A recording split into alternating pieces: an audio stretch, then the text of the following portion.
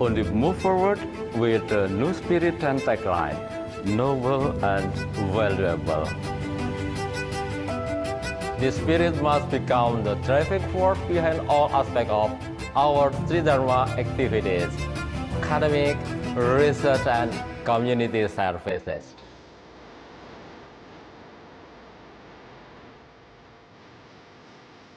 Noble reflects the spirit and commitment to always uphold the values of humanity.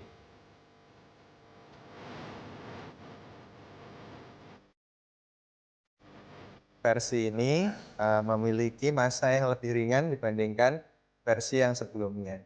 Dan kami sertai dengan teknologi Android untuk bisa mengubah pola gerakan yang akan digunakan oleh pasien. We are determined to become a world-class university, to be part of global epistemic community that continues to carry out reproduction of knowledge for the future of humanity.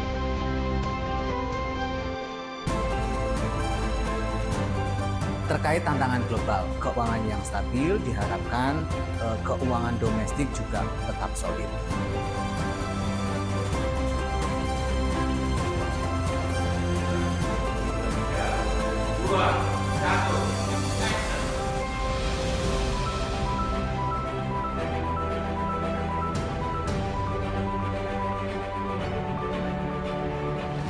Valuable signifies our unwavering commitment to remain connected with societal challenges.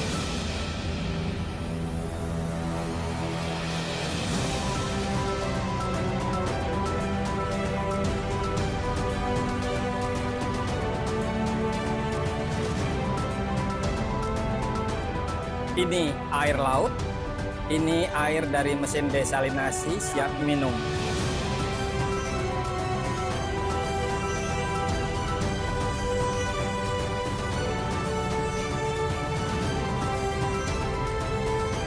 We strive to consistently be a proactive agent of change, delivering solutions for the various problems of the nation.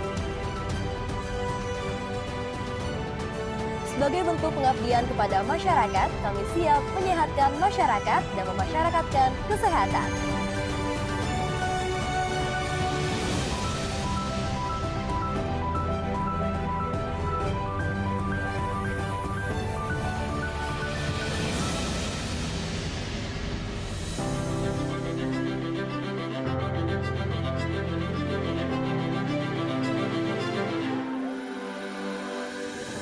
We are determined that Universitas Diponegoro will continue to strengthen its competitiveness on the international stage, fulfilling its vision as a world-class university by producing exceptional and highly skilled graduates. University is from Indonesia, DICOM University. With a new spirit and tagline, noble and valuable, we are confident Undip can make a meaningful contribution to local and global communities.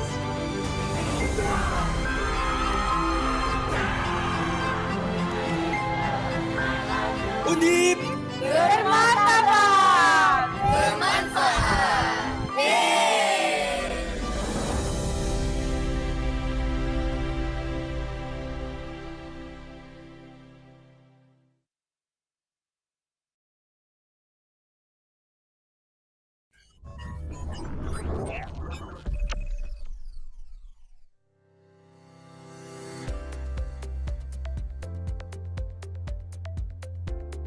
Sometimes, a tiny stuff or things out of sight might turn to be main cause of every possible tragedy on Earth. Hence, a living creature should be observed for the sake of science. Selamat datang di Fakultas Sains dan Matematika Universitas Diponegoro. Kami berkomitmen menjadi fakultas riset unggul berstandar internasional, mendukung Universitas Diponegoro bermartabat dan bermanfaat, serta mewujudkan World Class University ranking 500 dunia. dan mencetak lulusan berdaya saing global serta nilai moral dan etika yang kuat. Accordingly, we put many scientists out, dedicated hours of our heart for each research. Assisted with sophisticated tools and advanced technology, no matter how complicated the situation is, it will be elaborated to bring out the solution.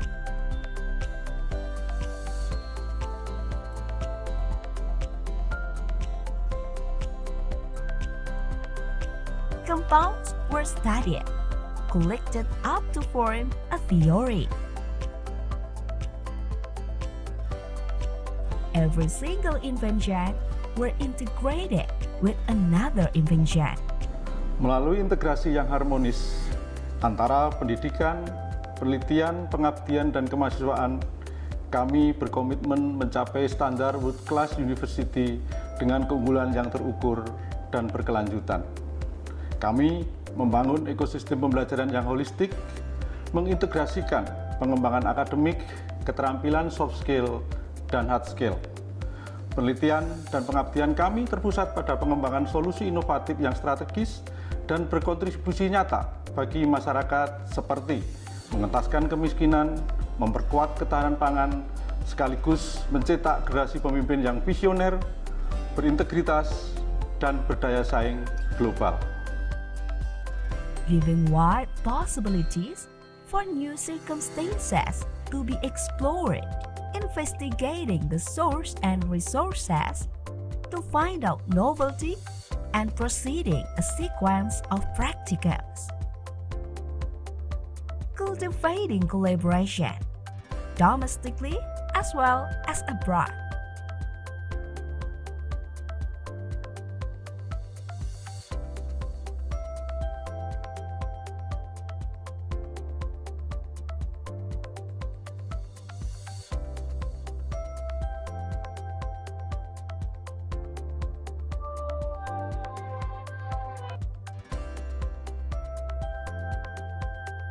Check sound. Oke.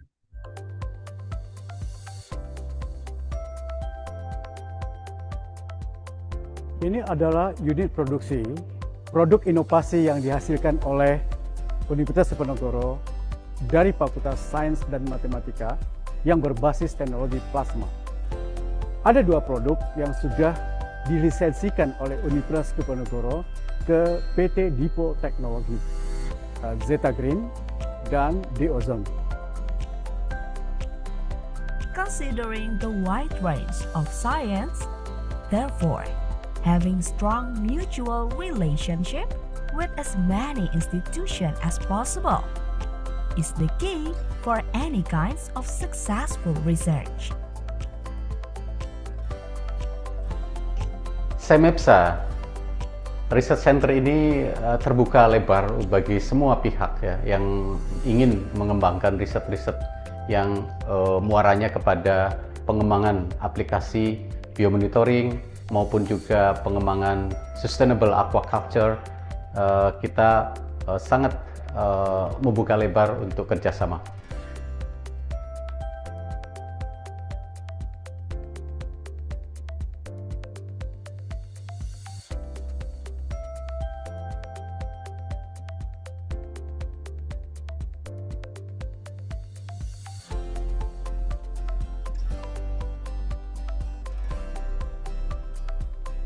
Anything impossible turned to be possible.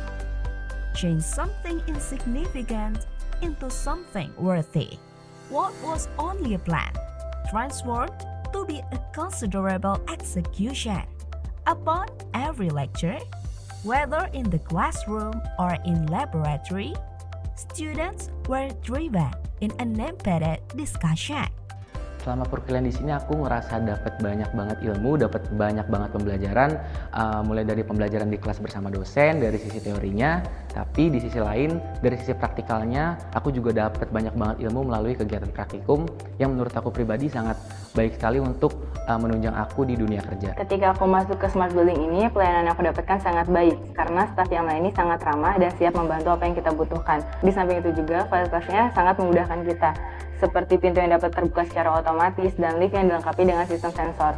Terdapat juga ruangan yang cukup luas dan nyaman untuk mengikuti kuliah umum. Supported with adequate facilities, the Faculty of Science and Math Diponegoro University adhere to inclusive education. Di perpustakaan ini, aku mendapat berbagai macam fasilitas, yaitu ruang belajar yang nyaman. Selain itu juga, aku dapat dengan mudah mengakses media pembelajaran, seperti buku, jurnal, karya tulis ilmiah, yang dapat memperluas wawasan dan juga membantu aku dalam pengerjaan tugas aku.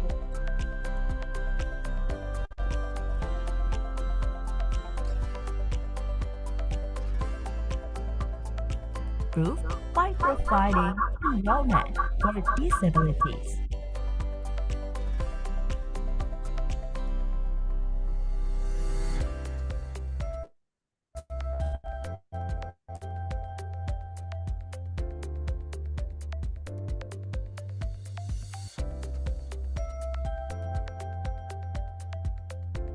Its students deserve the same opportunity to create their own bright future.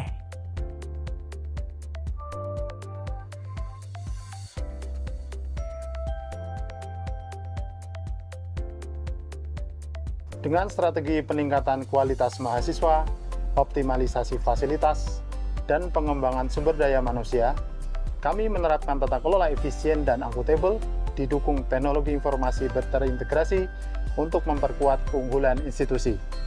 Melalui kolaborasi internasional strategis dengan universitas terkemuka dunia serta sektor industri, Fakultas Sains dan Matematika Universitas Diponegoro siap menjawab tantangan global, memberikan solusi berkelanjutan, dan berkontribusi pada masa depan Undip yang bermartabat dan bermanfaat. We strongly believe that all the dream come true emerge from the soul that keeps vibrantly enthusiastic.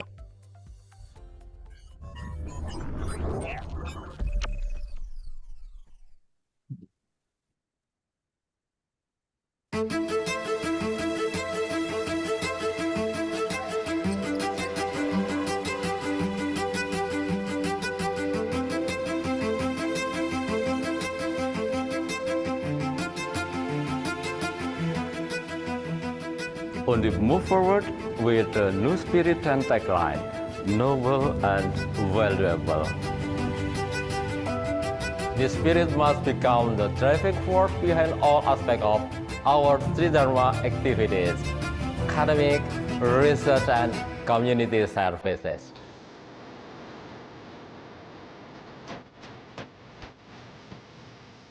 Noble reflects the spirit and commitment to always uphold the values of humanity.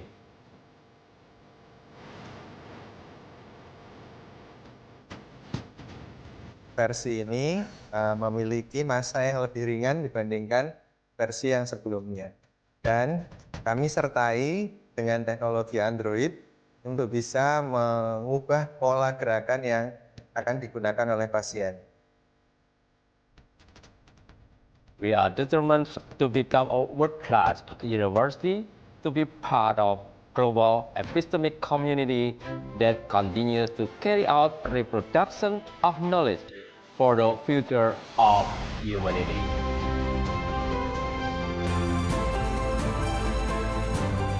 Terkait tantangan global, keuangan yang stabil diharapkan keuangan domestik juga tetap solid.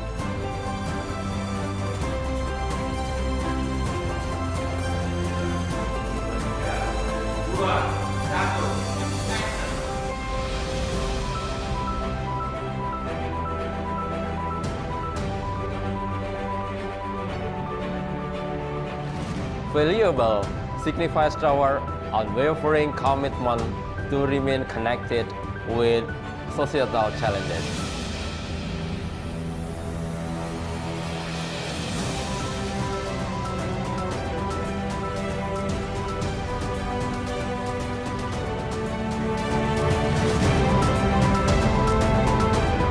Ini air laut, ini air dari mesin desalinasi siap minum.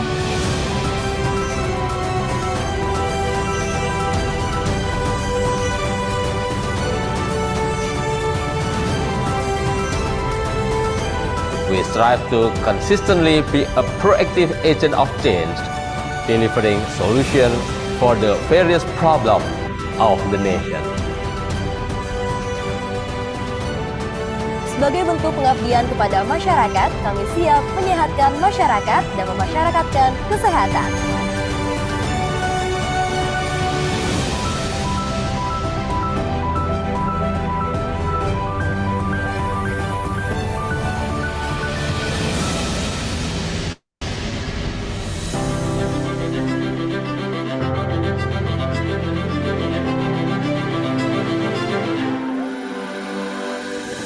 We are determined that Universitas Diponegoro will continue to strengthen its competitiveness on the international stage, fulfilling its vision as a world-class university by producing exceptional and highly skilled graduates. University is from Indonesia, DICOM University. With a new spirit and tagline, noble and valuable, we are confident Undip can make a meaningful contribution to local and global communities.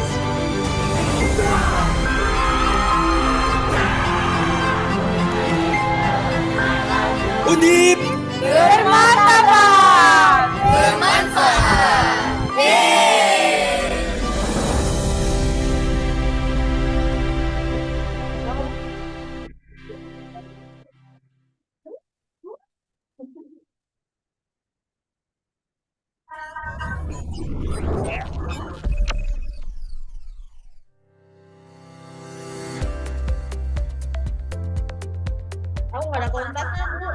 Sometimes, a tiny stuff or things out of sight might turn to be main cause of every possible tragedy on Earth.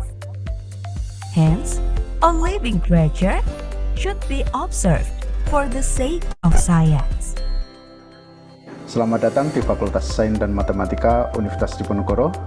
Kami berkomitmen menjadi fakultas riset unggul berstandar internasional, mendukung Universitas Diponegoro bermartabat dan bermanfaat, serta mewujudkan World Class University ranking 500 dunia, dan mencetak lulusan berdaya saing global serta nilai moral dan etika yang kuat. Accordingly, we put many scientists out, dedicated every single piece of our heart for each research. Assisted with sophisticated tools and advanced technology, no matter how complicated the situation is, it will be elaborated to bring out the solution.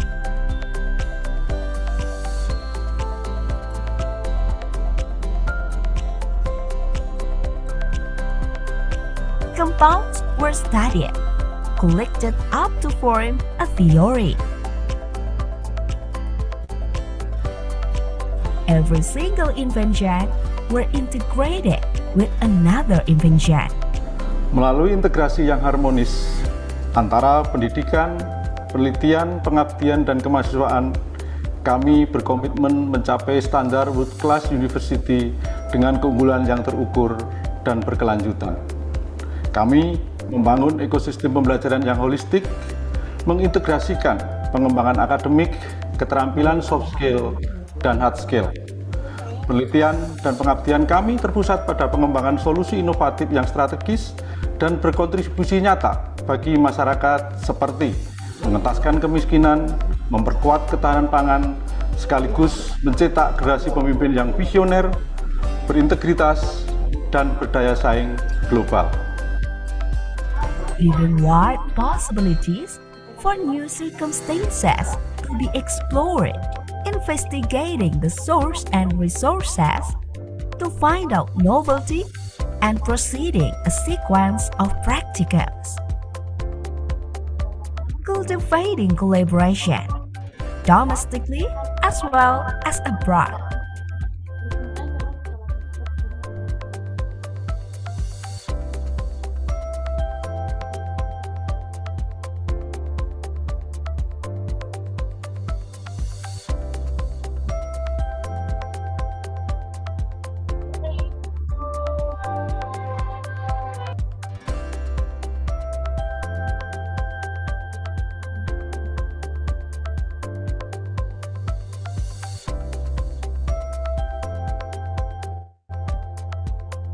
Ini adalah unit produksi, produk inovasi yang dihasilkan oleh Universitas Diponegoro dari Fakultas Sains dan Matematika yang berbasis teknologi plasma.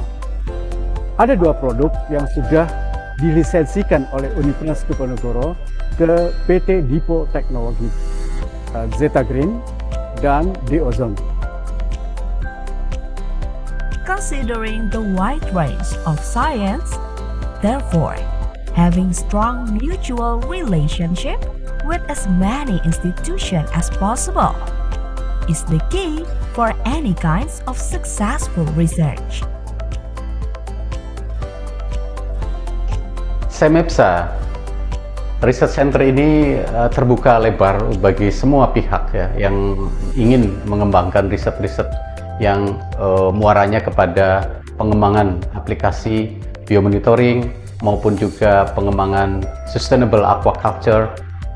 Kita sangat membuka lebar untuk kerjasama.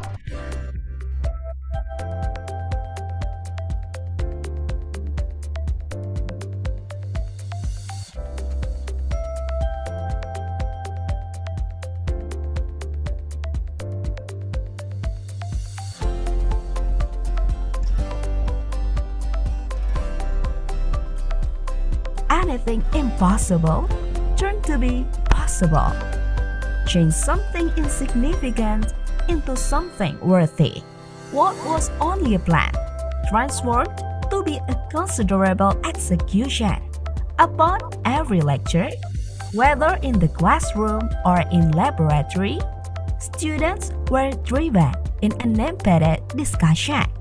Selama perkuliahan di sini aku ngerasa dapat banyak banget ilmu, dapat banyak banget pembelajaran, mulai dari pembelajaran di kelas bersama dosen dari sisi teorinya, tapi di sisi lain dari sisi praktikalnya aku juga dapat banyak banget ilmu melalui kegiatan praktikum yang menurut aku pribadi sangat baik sekali untuk menunjang aku di dunia kerja. Ketika aku masuk ke Smart Building ini, pelayanan yang aku dapatkan sangat baik karena staf yang lain ini sangat ramah dan siap membantu apa yang kita butuhkan. Di samping itu juga fasilitasnya sangat memudahkan kita, seperti pintu yang dapat terbuka secara otomatis dan lift yang dilengkapi dengan sistem sensor.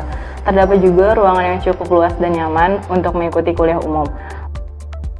Supported with adequate facilities, the Faculty of Science and Math Diponegoro University adhere to inclusive education.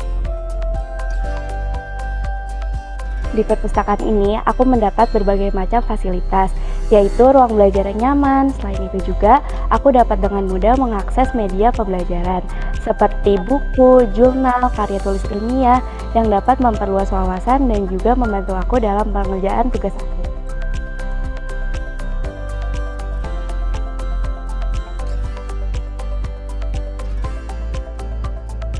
Proof by providing enrollment for disabilities.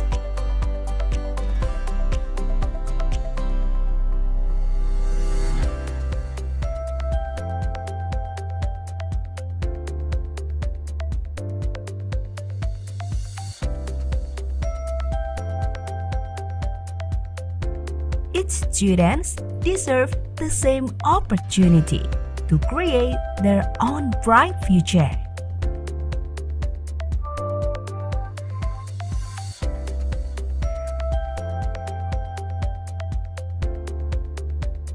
Dengan strategi peningkatan kualitas mahasiswa, optimalisasi fasilitas, dan pengembangan sumber daya manusia, Kami menerapkan tata kelola efisien dan akuntabel, didukung teknologi informasi terintegrasi untuk memperkuat keunggulan institusi.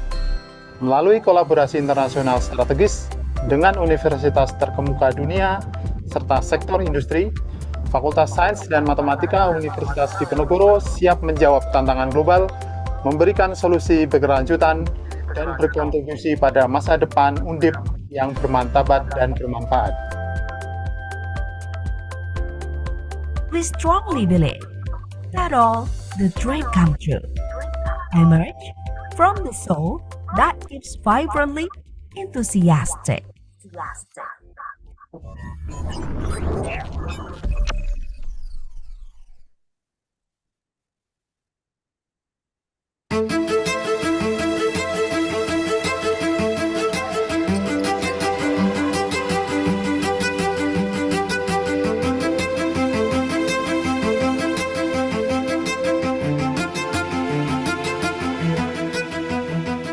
Undip move forward with a new spirit and tagline, noble and valuable.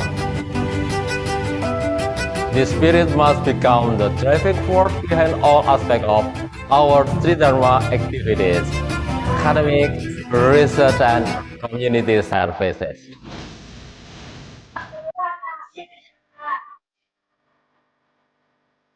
Noble reflects the spirit and commitment to always uphold the values of humanity.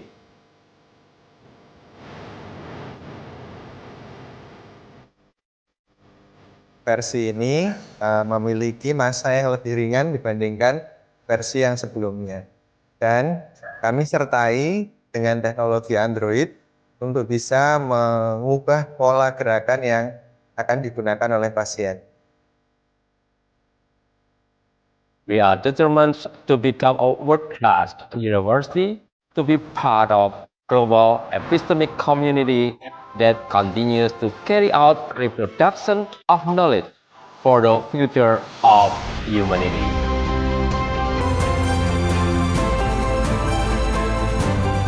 Terkait tantangan global, keuangan yang stabil diharapkan keuangan domestik juga tetap solid.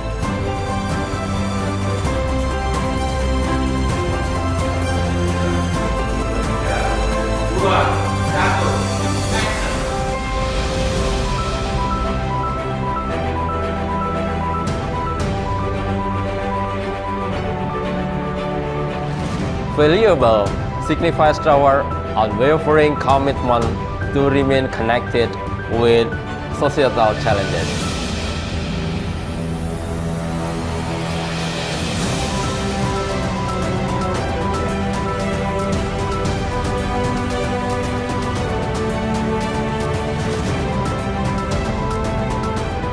Ini air laut, ini air dari mesin desalinasi siap minum.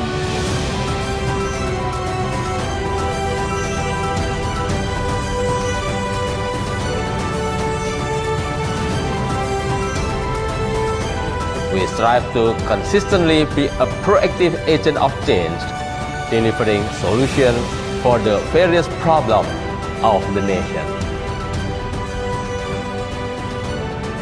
Sebagai bentuk pengabdian kepada masyarakat, kami siap menyehatkan masyarakat dan memasyarakatkan kesehatan.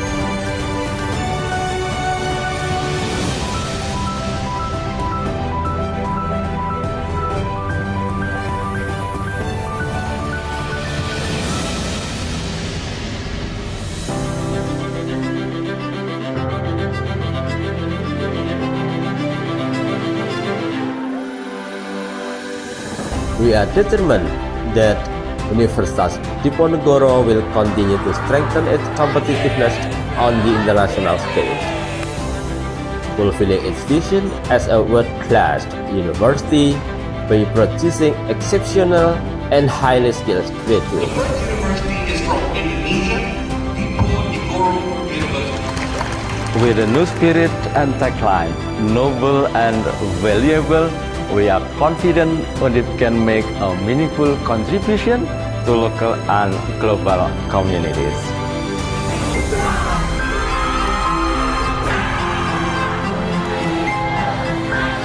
Undip bermartabat, bermanfaat.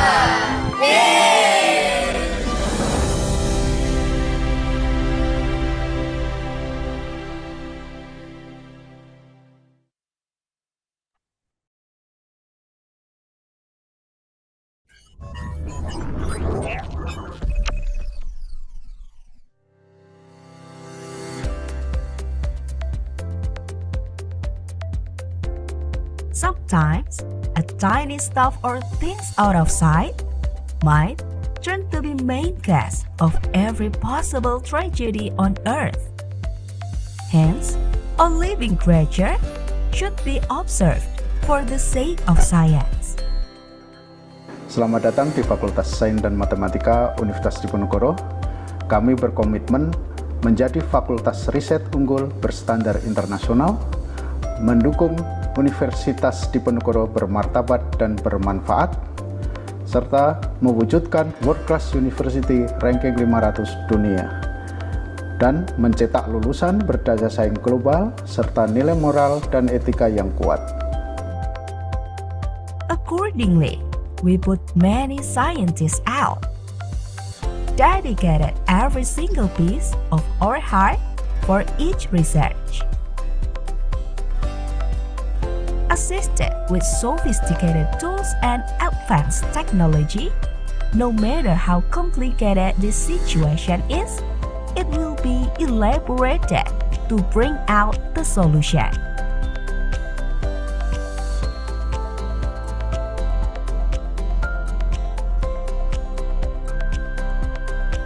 Compounds were studied, collected up to form a theory. Every single invention were integrated with another invention. Melalui integrasi yang harmonis antara pendidikan, penelitian, pengabdian, dan kemahasiswaan, kami berkomitmen mencapai standar World Class University dengan keunggulan yang terukur dan berkelanjutan. Kami membangun ekosistem pembelajaran yang holistik, mengintegrasikan pengembangan akademik, keterampilan soft skill, dan hard skill. Penelitian dan pengabdian kami terpusat pada pengembangan solusi inovatif yang strategis dan berkontribusi nyata bagi masyarakat seperti mengentaskan kemiskinan, memperkuat ketahanan pangan, sekaligus mencetak generasi pemimpin yang visioner, berintegritas, dan berdaya saing global. Giving wide possibilities for new circumstances to be explored, investigating the source and resources to find out novelty, and proceeding a sequence of practicums. Cultivating collaboration, domestically as well as abroad.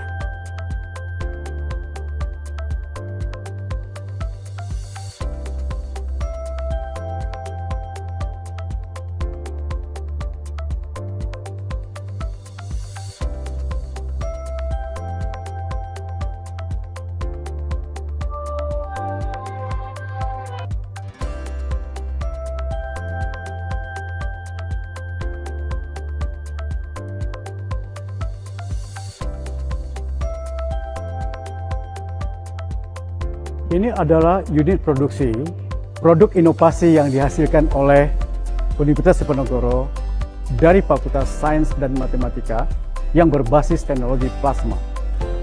Ada dua produk yang sudah dilisensikan oleh Universitas Diponegoro ke PT Dipo Teknologi, Zeta Green dan D-Ozone. Considering the wide range of science, therefore, having strong mutual relationship with as many institutions as possible is the key for any kinds of successful research.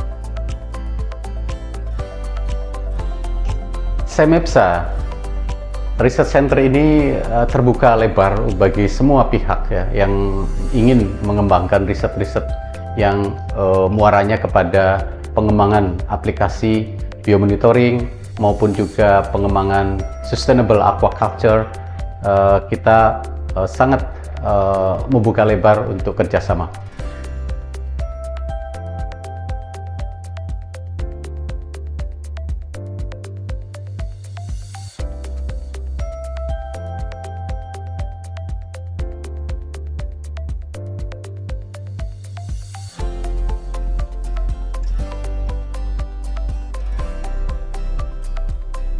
anything impossible turn to be possible.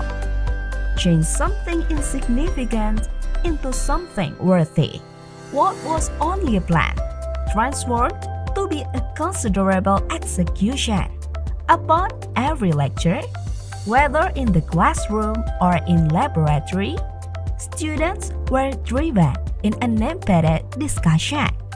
Selama perkuliahan di sini aku ngerasa dapat banyak banget ilmu, dapat banyak banget pembelajaran, mulai dari pembelajaran di kelas bersama dosen dari sisi teorinya, tapi di sisi lain dari sisi praktikalnya aku juga dapat banyak banget ilmu melalui kegiatan praktikum yang menurut aku pribadi sangat baik sekali untuk menunjang aku di dunia kerja. Ketika aku masuk ke Smart Building ini, pelayanan yang aku dapatkan sangat baik karena staf yang melayani sangat ramah dan siap membantu apa yang kita butuhkan. Di samping itu juga fasilitasnya sangat memudahkan kita, seperti pintu yang dapat terbuka secara otomatis dan lift yang dilengkapi dengan sistem sensor. Terdapat juga ruangan yang cukup luas dan nyaman untuk mengikuti kuliah umum. Supported with adequate facilities, the Faculty of Science and Math Diponegoro University adhere to inclusive education. Di perpustakaan ini, aku mendapat berbagai macam fasilitas, yaitu ruang belajar yang nyaman. Selain itu juga, aku dapat dengan mudah mengakses media pembelajaran, seperti buku, jurnal, karya tulis ilmiah, yang dapat memperluas wawasan dan juga membantu aku dalam pengerjaan tugas aku.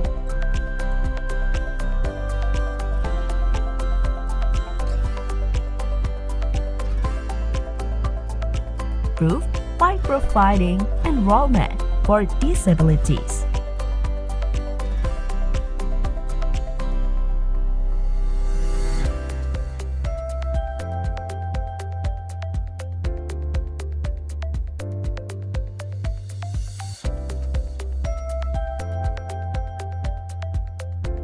Its students deserve the same opportunity to create their own bright future.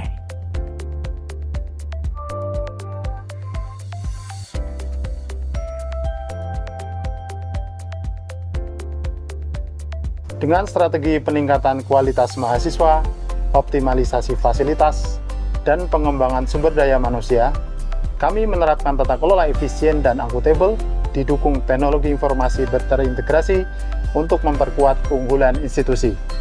Melalui kolaborasi internasional strategis dengan universitas terkemuka dunia, serta sektor industri, Fakultas Sains dan Matematika Universitas Diponegoro siap menjawab tantangan global, memberikan solusi berkelanjutan, dan berkontribusi pada masa depan Undip yang bermartabat dan bermanfaat.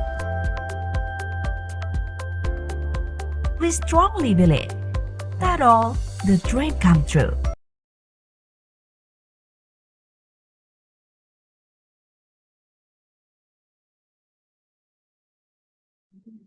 Bismillahirrahmanirrahim. Assalamualaikum warahmatullahi wabarakatuh.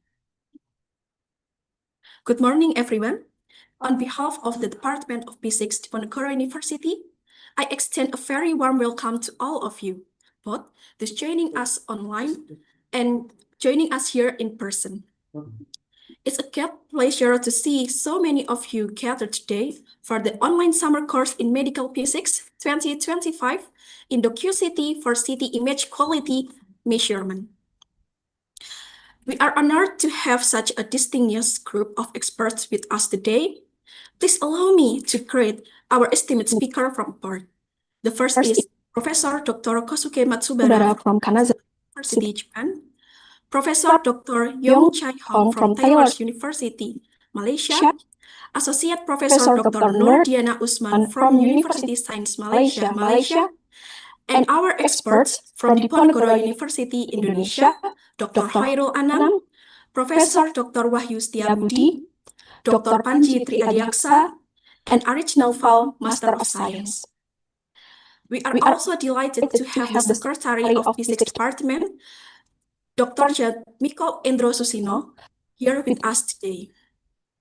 Now, to begin our ceremony, I would like to invite everyone to stand and join us in singing the national anthem, Indonesia Raya. For the online participants, I also invite all of you to open your cameras and join us in this session.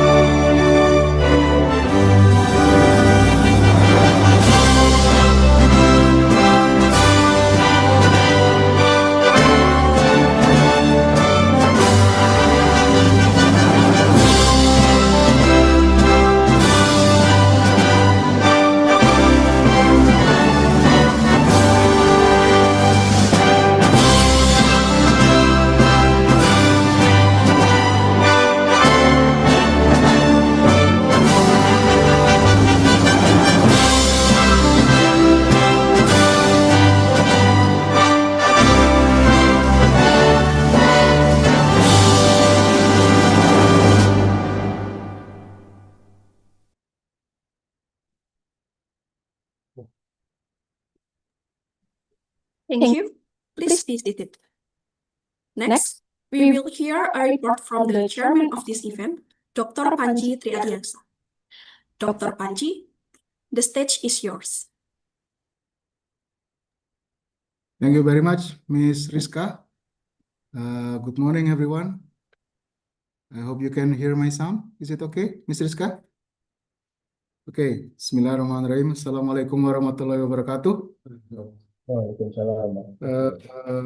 Our honorable speakers, I want to start with read the speakers first.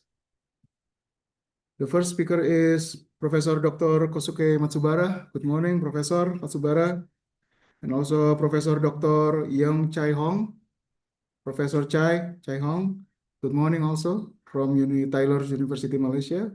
Professor Matsubara is from Kanazawa University, Japan. Professor Chai, good morning. Good morning. Hello. And also we have Associate Professor Dr. Nur Diana Usman. And from Indonesia, from our university, we have Professor Dr. Wahyu Setiabudi. Prof. Wahyu, good morning. Morning. And Dr. Koirul Anam. Dr. Anam, it's in front of me now, sitting in front of me. And also Mr. Arich Naufal, it's a candidate PhD. And also our esteemed colleagues from around the world. Good morning, everyone.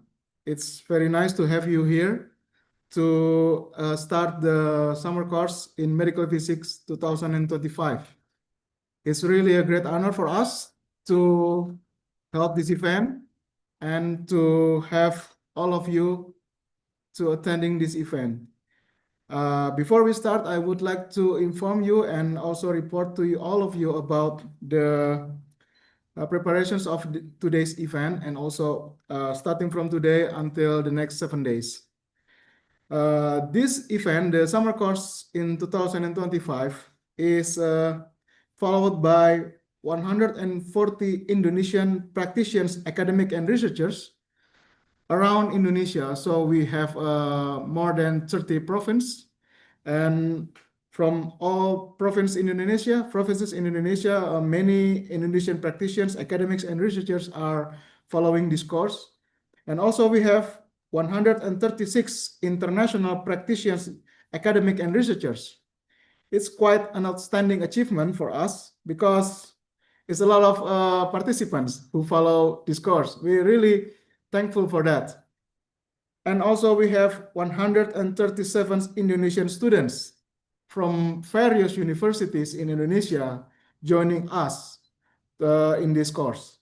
And we are quite surprised that this year, 57 international students join us in this summer course. So the participants is from 33 countries. We have Algeria. I need to greet all of you. Algeria, Bangladesh, Brazil, Cambodia, Egypt, Ghana, Indonesia, India, Iraq, Jordan, Kenya, Lesotho, Malaysia, Maldives, Mauritania, Morocco, Myanmar, Nepal, Nigeria, Oman, Pakistan, Papua New Guinea, Peru, Philippines, Saudi Arabia, Senegal, Sri Lanka, Sudan, Syria, Thailand, Vanuatu, and Yemen. It's quite a lot. We are really delighted with this. Thank you very much for all participants from around the world. We know that the time zone is very different between Indonesia and your country. We understand the difficulty that you need to attend perhaps really early in the morning or very late at night. We are really honored that you can join us. As a preview, maybe I can mention in this summer course that we start this summer course in 2022 with 63 participants. And among those 63, we have only 10 international students, mostly from Southeast Asia. And also we have one from Morocco in 2022. And also in 2024, last year, we have 35 participants from international students. So it's quite an achievement from 10 to 35. We have 34 practitioners, academic and researcher from overseas, internationally. And from Indonesia, we have 103 national students and 51 practitioners, academic and researchers from Indonesia. So this year is quite high achievement from us. We have 460 somethings total participant. Thank you very much for all of you who attend this summer course. And to ensure that all of you can access the summer course, we already set two type of access. We have a Zoom link.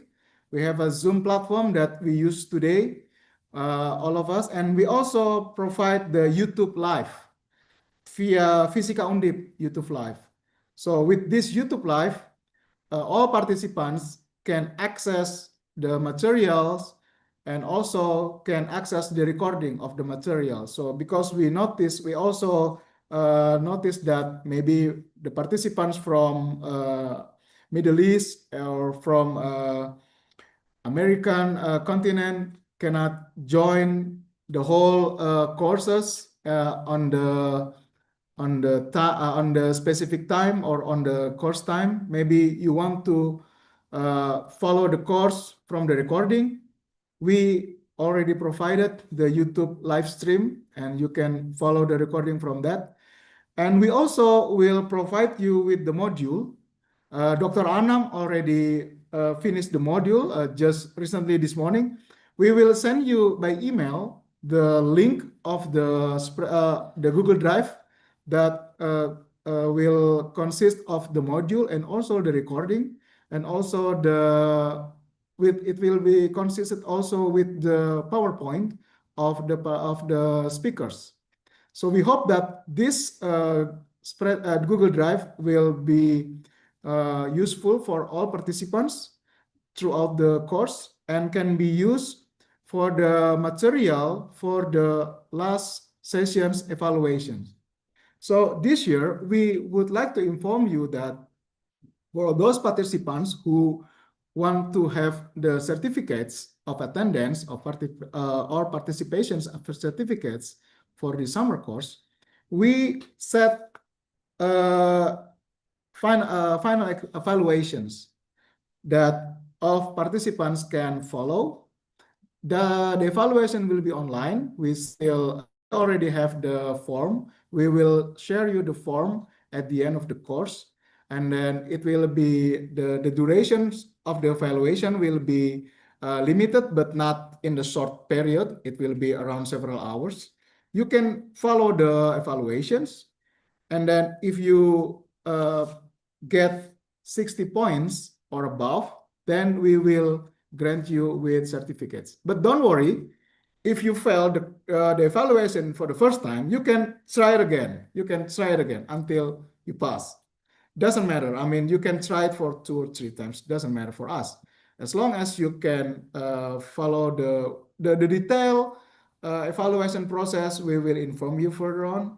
Our aim is that you can follow this course, you can learn the tools from IndoQCT, and you can get the experience and then make self-evaluations by yourself, whether you have gained the knowledge or still learn a little bit more. That's the idea of the evaluation. So it's not intimidating. We hope that it's not intimidating.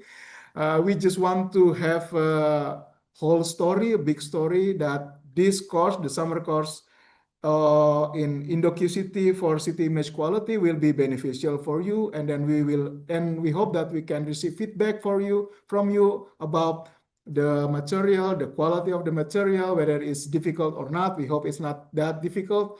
And we hope that after this course, we hope that this is a starting point for all of us to make collaborations, because from the last year's participants, from the first summer course in 2022, we have Dr.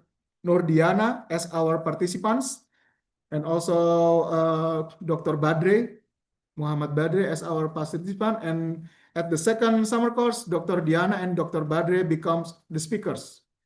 And also in 2024, we have Dr. Hamzah as our participants. And then Dr. Hamzah write articles together with Dr. Diana and Dr. Anam and myself, and we publish articles together. So we hope that this summer course will be a starting point for all of us to collaborate further, to communicate further, and then if you want to join us in our group, you want to collaborate with us in research, in education, in developing IndoQCT, please just contact us, contact Dr. Anam, who is specialized in this field, and we will make a discussion, and then we can arrange something together that we can make fruitful collaborations. And before I ended this opening remark, because my colleague Dr. Anam is also the co-founder of the summer course, I would like to give time to Dr. Anam to give speech. No? Okay. Later on maybe. Okay. But thank you very much, Dr. Anam, and all the team from IndoCity for all the collaboration and all the communications. We hope that this summer course will be beneficial to all of us, and deep from our heart, we really thank you for all of your attendance, and we hope that the summer course will be a successful summer course. And please, if you have any questions, any remark, especially with the IndoQCT installations, perhaps you have some difficulties, please contact us, contact our email, or you can ask in the discussion session about the process. And then we hope that by this, we can have a collaborative event. Thank you very much. And I return to Ms. Rizka. Thank you very much. Good morning. Wassalamualaikum warahmatullahi wabarakatuh. Waalaikumsalam warahmatullahi wabarakatuh. Thank you, Dr. Panji, for the insightful report. To officially open our summer course, we are honored to invite Secretary of Physics Department, Dr. Jatmiko Endro Susino, to deliver his opening remarks. Okay, thank you, Ms. Rizka. Assalamualaikum warahmatullahi wabarakatuh. Good morning to all participants of the summer course in Medical Physics DICOM University Indonesia. Thank you for attending this summer course as online and offline as well. Let me introduce myself. My name is Dr. Jatmiko. I am Secretary of the Physics Department Diponegoro University Indonesia. I am representing Prof. Heri, the head of Physics Department, who was unable to attend because he has a meeting other place. First, I am pleased and surprised to see such a lot of participants this summer course.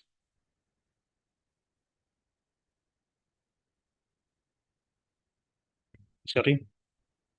Yeah, first, I am pleased and surprised to see such a lot of participants this summer course, more than last year. As Dr. Banji said, the number of the participants are around more 400 persons from around 33 countries. This shows that the IndoQCT software that built by Dr. Anam and team has been successfully used by lecturers, students, and medical physicists worldwide for various purposes such as research, thesis, and quality control in hospital. A lot of papers have been published in reputable journals. Although the summer course is done as online, but not to diminish the understanding that will be gotten. I hope that in the future we can meet directly here at the University in Semarang, Central Java, Indonesia, for research, collaboration, discussion, and more. Finally, thank you for all speakers. They are Dr. Anam, Prof. Wahyu, Dr. Panji, Prof. Kosuke, Prof. Chai, Associate Professor Nurdiana, Mr. Arich, and thank you for the committees, Bro Faisal, Bro Adam, Ms. Rizka. Also, thank you for all participants. Wish the summer course can be done successfully. On behalf of the Physics Department, I open the summer course of Medical Physics. Thank you. Wassalamualaikum warahmatullahi wabarakatuh.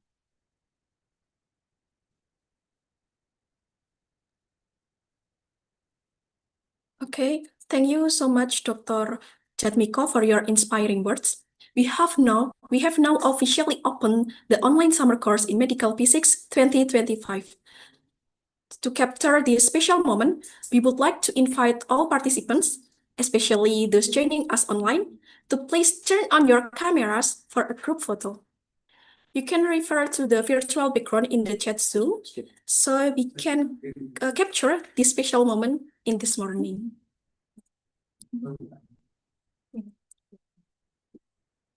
Okay, I will count into 1, 2, 3 and say cheese. So please prepare your beautiful smile so you can capture yourself in this moment. Are you ready, guys? Okay. 1, 2, 3, cheese.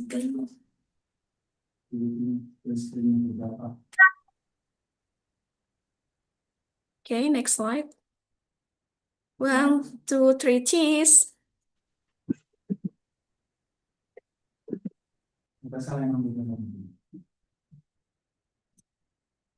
Okay, have done. Okay, thank you everyone. You may now turn off your cameras. Before we jump into our lecture session, I want to inform all of you to fill the attendance link that have been sent by the committee in the chat Zoom. Please keep in mind that you only need to fill the attendance link once a day. We will now begin the first lecture session of our course. It is my great pleasure to introduce our first speaker, Professor Dr. Yeong from Taylor's University, Malaysia. Good morning, Professor Chai. Good morning. Chai-hong. Good Yes. morning. Okay. Are you ready to give the insightful lecture to us today? Yes, I'm ready. Thank you very much. Can you hear me clearly? Okay. Okay, to give you a better insight into her expertise, let me first read a brief summary of her professional background and achievements. Professor Dr. Yeong Chai-hong is a medical physicist, a certified radiation protection officer, and a professor at Taylor's University, Malaysia. She is one of the few medical physicists in Malaysia who complete the IAEA clinical training of medical physicists specializing in diagnostic radiology. She is the current president of the Southeast Asia Federation of Organization for Medical Physics, CIFOM, chair of Medical Physics for World Earth, International Organization for Medical Physics, IOMP, and Vice President of the Malaysian Association of Medical Physics. She is one of the founders of the Asian College of Medical Physics, ACOM, and she is also an IAEA expert for multiple task group and regional activities.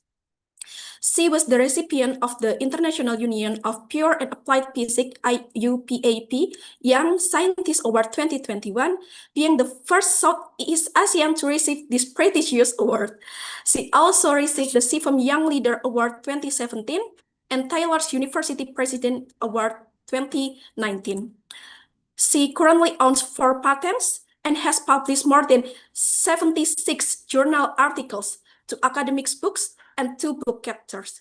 She is the editor of the Medical Physics World, EMPW, bulletin and a reviewer for several renowned journals. Okay, without any further ado, I will invite Hong to give her lecture. You have 70 minutes to deliver the lecture about the introduction of Professor Chai. The screen and stage is yours. Thank you so much, Ms. Rizka. Thank you for the very excellent introductions. Let me just share my screen first. Okay. I hope you can see my screen in the full screen mode. Miss Rizka, can you see my screen?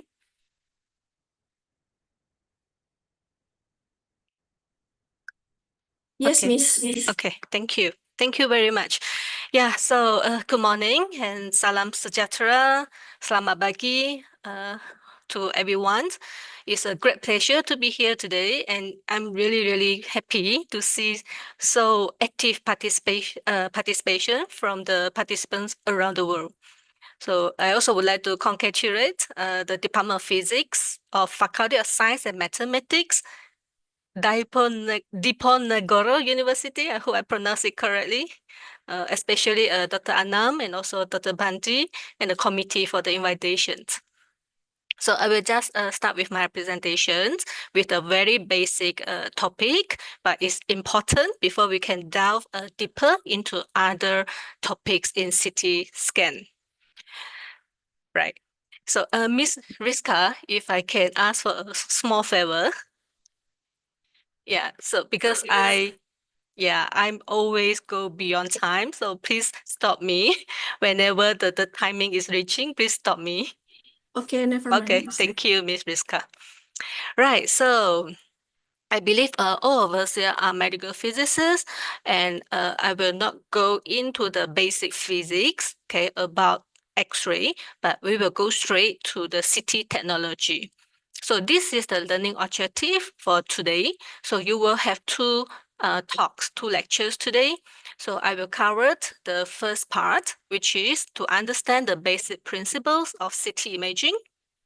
Then we will explore the system components, and also the image formation process. We will look at some of the CT scan protocols and also some spatial clinical applications. And you need all this basic knowledge, okay, before you can delve deeper into the discussion on CT image quality and QC later. So CT image quality will be covered by Professor Matsubara later, and QC will be the main topic for the entire week of this summer course. So let's just begin with the most fundamental physics principles of CT. So everyone here should have heard about this name, Gottfried Honsfield.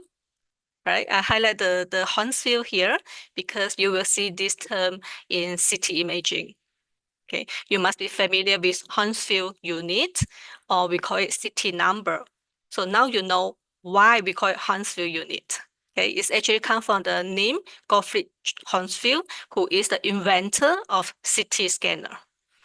And together with Alan McCormack, okay, they developed invented CT machine, the scanners together, and both of them received the Nobel Prize together in 1979. And it has greatly revolutionized the field of medical imaging. So this is a basic principle. We are used to the projection radiography. We call it general radiography, right? They are 2D, they produce 2D image, and all the tissues are overlapped. Okay, we can only see one dimension of the body. So there is a need, okay, for us to differentiate the overlap structures in the body, and we need to look 360-degree view to the body, and that's how the idea of computed tomography comes from. Okay. Why is it computed, not computer? Okay, because it also involves a lot of mathematics. Okay, a lot of mathematics algorithms, and also with the help with the computer, okay, to put all these 360-degree view image together to form a 3D image. So in the past, okay, we used to look at the pixels, right? Pixel size. Pixels is only 2 dimension. We are looking at the one square box, only 1 dimension. But now in CT, we are looking into voxel. Voxel actually stands for volumized pixels. Means no longer 2D, but it's 3D. So there is an extra information, which is the Z information. So from now on, if I mention about Z dimension, that means it's a longitudinal. Okay, it's a length, longitudinal of our body that is called Z dimension. Okay, so this, I just take a very simple example. So to compare the X-ray image and the CT image. So X-ray image is a 2D image. So all the tissue you see there is overlap. Okay, and you cannot scroll the image. You only get one image, right? But CT scan, you can actually scroll the image. Okay, you can cut the image into axial view, coronal view, or sagittal view, and then you can go slide by slide. You can check image by image for all the overlap structures. So this technology has greatly improved the diagnostic accuracy and the sensitivity specificity for our medical imaging field.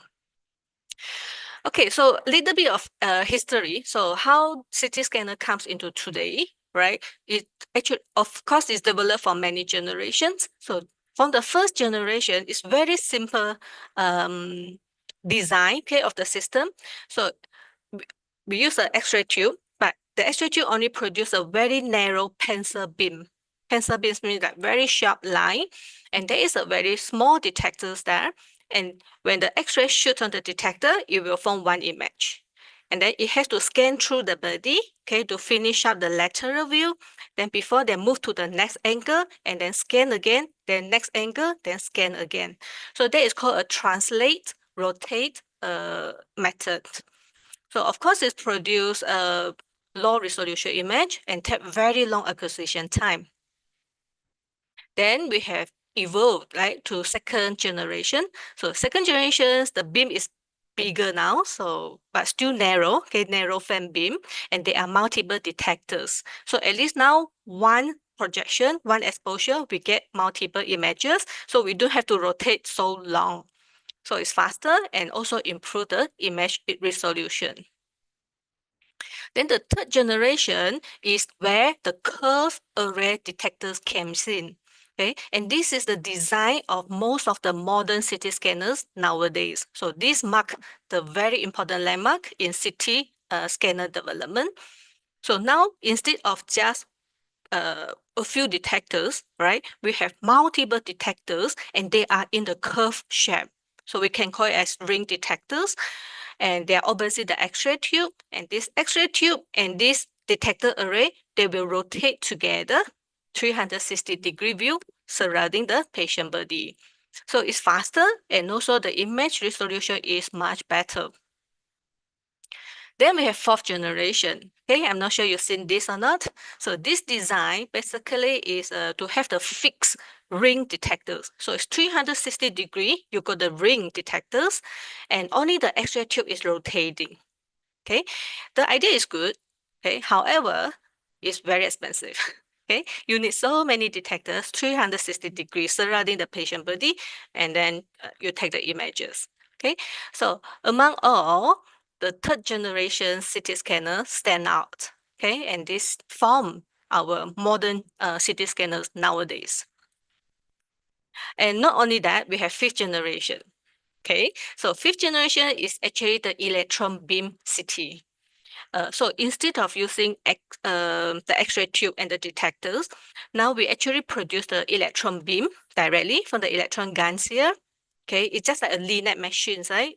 Produce the electrons from the electron guns, shoot on the target. So this is the target, if you can see. So it's a ring target.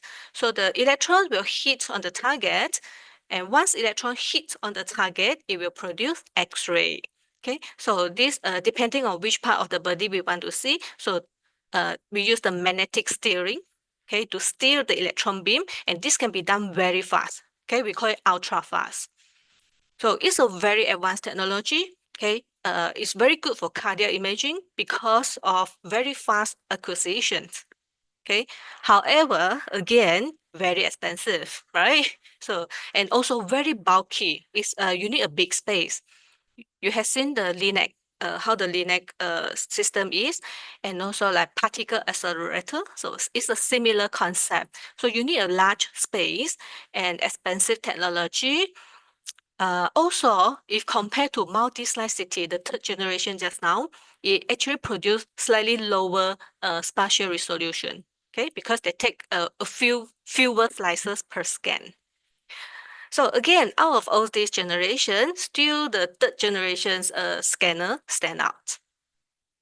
So what do you think, which generation are we now? 1, 2, 3, 4, 5. Do we have 6, 7, 8, 9? Yes, they are, okay, but there are too many, okay, there are too many, and we cannot keep track anymore, okay. I remember in the past when we have the textbook, okay, we need to remember first generation, what is the design, second generation, third generation, but until now, we cannot keep track anymore because there are too many different, you know, the system design, okay, by different manufacturers. So we stop there, okay? We stop at 5th generation. After that, all of them, we call it beyond generations, okay? Beyond generations. And these are all the modern CT scanners comes in, okay? I believe you already use some of them, okay? May not be all, but some of them. Multi-slide CT is very, very common nowadays. If you purchase a CT scanner nowadays, okay, it must be a multi-slide CT. There is no longer a single slide CT, okay? And dual energy CT. So dual energy CT, you use 2 different energy level, okay, to take 2 images at the same time. And what we want to do, we can do subtractions. Okay, we acquire the body with high energy, 1 image, low energy, another image. Then we take the high energy minus the low energy image, we will get something in between, okay, the differences. So that will help us with tissue characterizations. Okay, for example, you want to remove the bone. Okay, you remove the bone, you want to see soft tissue.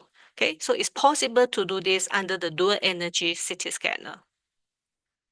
And then we have cone beam CT. Cone beam CT are mostly used for dental and orthopedics. So generally the machine is smaller, okay, like for dental, cone beam CT.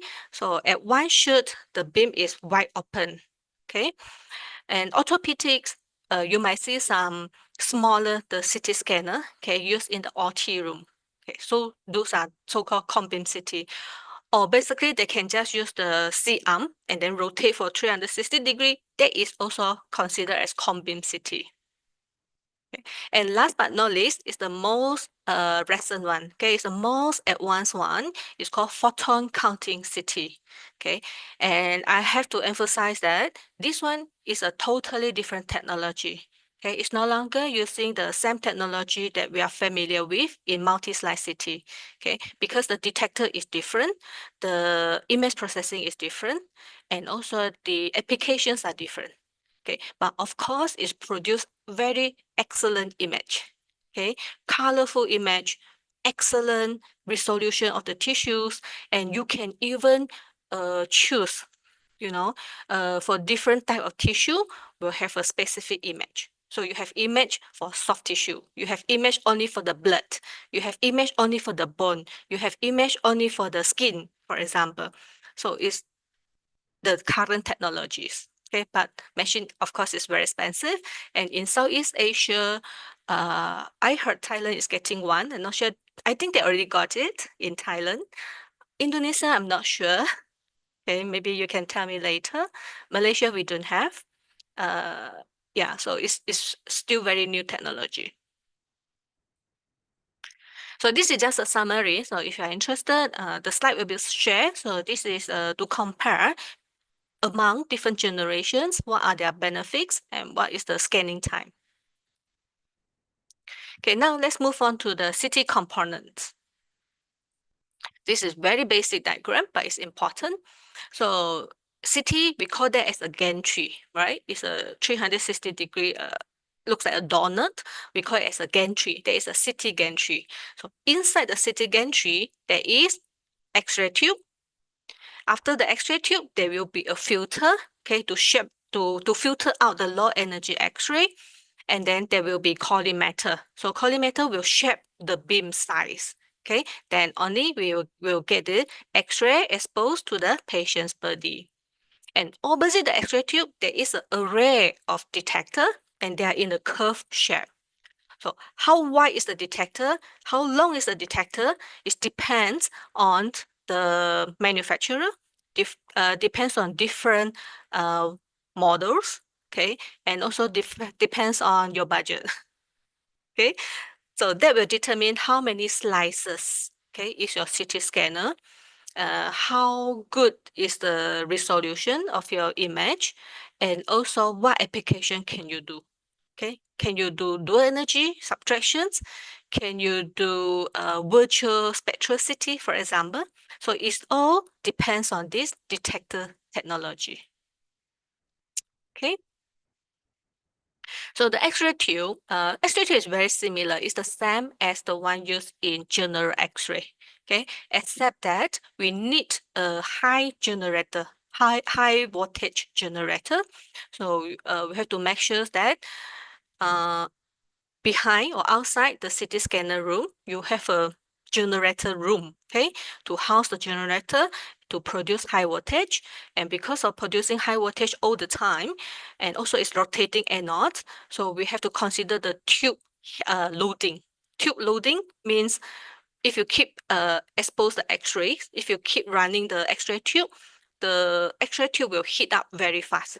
So we have to be careful. We have to consider the cooling system. So we need to have a high energy generator, high power generator with the cooling system together. Okay. And generally, the kVp, the tube voltage that we use is between 70 to 140 kVp. Okay, too low, we don't use very low, and we don't use beyond 140 also. Okay, that is a good range for both pediatrics and adults. And the current is varied. Okay, currents can be from 30 mA to 800 mA, depending on the thickness of the body, depending on the organs, which organ that we want to scan, and what are the applications. So the basic physics about the tube, X-ray tube, okay, is similar. It's the same as the general X-ray. So if you've been through the general X-ray lecture, okay, then you should be familiar with the X-ray tube used in the CT scanner. Okay, filter might be different. Okay, the filter used in CT scanner might be different. In general X-ray, right, the X-ray tube we use, right, we can insert the filter, the additional filter, right, outside the X-ray port, right, at the exit. So depending on how much filtration we want to do, we can manually insert the filter. And the filter usually is the like square copper or aluminum, okay, or tungsten, flat, right? They are flat. But in CT scanner, the filter is inside the gantry. So you don't put filter, okay, manually, okay, outside the gantry. No, it's already inside the gantry. But you can change the filter. Okay, you can adjust it. You can control it. You can change the filter. And a commonly used filter is called bow tie filter. Okay, this one bow tie filter is here. Okay, why do we call it bow tie filter? Because you look at the shape, it looks like bow tie. Okay, it's a bow tie. And what is the purpose of this bow tie filter? Okay, because our body, right, usually, okay, the center part of our body is thicker. Okay, towards the peripheral, towards the lateral, we have a thinner, right, tissue here. Okay, so our body is not even, it's not homogeneous. So because of this, and also we want to reduce the patient dose, then we put more filter here at the peripheral, at the side. So we can remove more low and high, medium energy X-ray. Okay, and also to achieve more homogeneous attenuation. Okay, and the image will be better quality, and also reducing the dose, the unnecessary dose to the patients. Okay, so this is called bow tie filter. But of course, when you are scanning the head, our head is quite round shape. Okay, head is less elliptical than our body. So when you are scanning the head, and head is smaller, right? Then we can change the filter. So we should actually change to a smaller size filter, and it's a flat filter. Okay, how to change? Not manually, but using the console, you control it. Okay. Okay, then next is collimator. So collimator is to shape your beam. So that will determine the z-axis. Z-axis means the longitudinal axis of your body. So you open it bigger or close it, make it narrower. Okay, depending on how big the region you want to scan. Okay, and it also determined by the detector row. So this is called the beam width. Okay, so this beam width will have a maximum size to go. Okay, you cannot open too big because it also depends on the detectors that you have. Okay, depending on how many detector rows you have. And the most recent ones, okay, if you are familiar, is the 640 slice CT scanner, okay, by Canon, okay, Aquarium 1. So 640 slides, actually they have 320 detector rows. So because the detector row is 320 of them, so the length is larger. So one z-axis, the beam width can achieve 16 centimeter for Aquarium 1's scanner. And 16 centimeter can cover the heart, our entire heart already. So means one rotation, you finish up the 360-degree view of the heart. So basically, it's called a volumetric scan. So your collimator should be able to open up to 16 centimeter. Okay, but if your detector doesn't have so many rows, right? Then your collimator, if you open so big, it will not be detected. Okay, and you will expose additional dose to the patient. So we have to do the collimator according to the beam width that we want. Okay. Right. So the most important technology here is the detector. Okay. So detector lead the way how CT technologies has evolved. Okay. So as I mentioned just now, all the modern CT scanner nowadays is multi-slice. Okay. Some people call multi-slice, some call multi-detector. Okay. MSCT or MDCT, they are the same. Okay. They are the same thing. There are still arguments that we should use a multi-detector, not multi-slice, but some groups say we should use multi-slice, okay, because the configurations and all, but there is no fixed answer to that, but both can be used. So either multi-slice or multi-detector CT. So now you look at the detector array here. So in the past, if single slice, there's only one row. This is called row. Okay, and each of them has a long detector, okay, to fill up one row. But now each detector is smaller and they have multiple rows. Like this example here, only 3 rows. So this is 3 slice CT. But in fact, it doesn't exist. There is no 3 slice CT. The minimum is 4 slice. 4 slice, X slice, 16, 32, 64, 128, and then now 320. Okay, so this is called detector row. Okay, so when the more detector rows you have, you can reduce the scanning time. Okay, you can reduce the gantry rotation time. Okay, and also your table can move faster. Okay, because one round you finish already, so your table can move faster. There will be less motion artifact, and your image quality will be much better. And also you can cover the bigger anatomical regions. Okay, so the whole scanning time become faster. Okay, and also improve the tube loading capacity, means you don't have to on the X-ray tube for so long. Okay, so these are the advantages of multi-slice CT. Okay, so if you look closely into each of these detector, each box here, okay, each box here, it looks like this. Okay, so each of them, okay, can be 1 pixel. Okay, so but it depends on the technology. So like for example, this one, one detector here, okay, is inside is like this. Okay, this is called a solid state detector. Okay, so when the X-ray comes into the scintillator here, so one X-ray will be converted into multiple visible photons, and depending on how big is your detector size, so that will determine your pixel size. Okay, and it will be converted into the electrical signals. Okay, so for detectors, we want them to have high detection efficiency. Okay, better, more than 90%. They must provide a good geometrical efficiency. Okay, more than 80%. And the smaller physical size, the better. Okay, the smaller the physical size means the better the resolution it will produce. Okay. Okay, so this is how it looks like inside the gantry. If you have the chance, okay, to open the cover, this is what you can see. Okay, you will have a chance, okay, when they are doing the engineering maintenance. Not medical physicists, QC, medical physicists, QC, we don't open up the cover. We don't need to. Okay, this is only for the critical preventive maintenance by the engineer. Okay, so they need to open the cover and do the maintenance for the components. So here is the X-ray tube. So X-ray will open up like this, fan beam. Okay, and opposite is the detector array.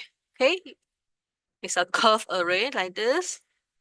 Okay, and both of them will rotate 360 degrees. Okay. Okay, have you wondered how fast the one rotation is? Have you seen it? Have you wondered? Okay, I only saw it on YouTube. Okay, I only saw it on YouTube, and this one actually downloaded from YouTube. If you have chance, okay, if you can see how fast it rotates, it's really amazing. Okay, let me play this video, see whether it works. So when we first started, it has to rotate slowly and then become very fast, and the stable speed is 0.5 seconds. This is how fast it rotates. Very fast, right? Less than 1 second. Okay, so yeah, when I first look at this video, I really got impressed. Okay, because I never knew that it can rotate so fast. Okay, and 0.5 is not the fastest. Okay, the modern scanner can go up to 0.35 second. 0.35 second. Okay, so very fast. And how they can move so fast? How? Okay, and what about all the cables and everything, you know, the mechanical parts? Okay, wouldn't it, how can it keep continuous moving like that? Can they go reverse or not? Okay, so that is due to the slip rings technology. So this is called slip rings. Okay. Without the slip ring was introduced in 1990. Okay, it allowed the continuous rotations of the gantry.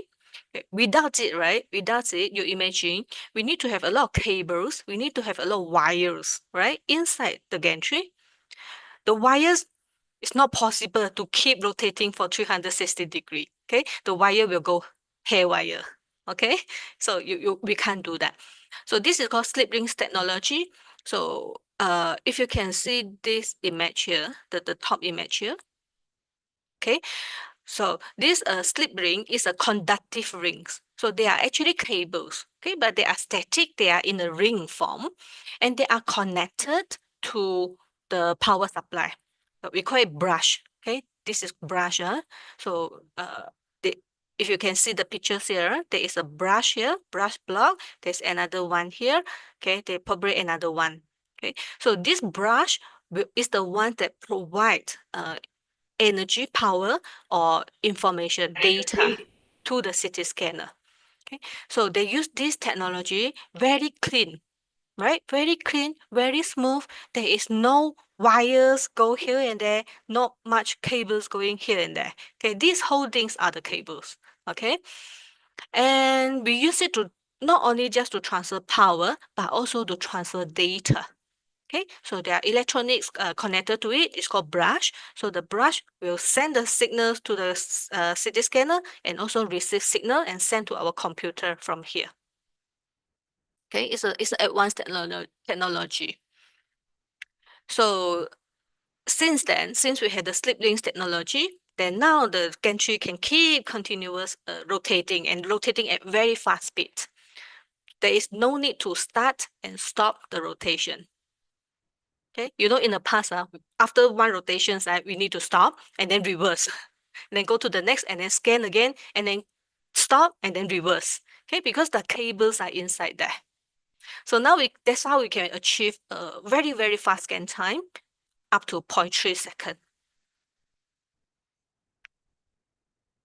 Okay, do you have any questions?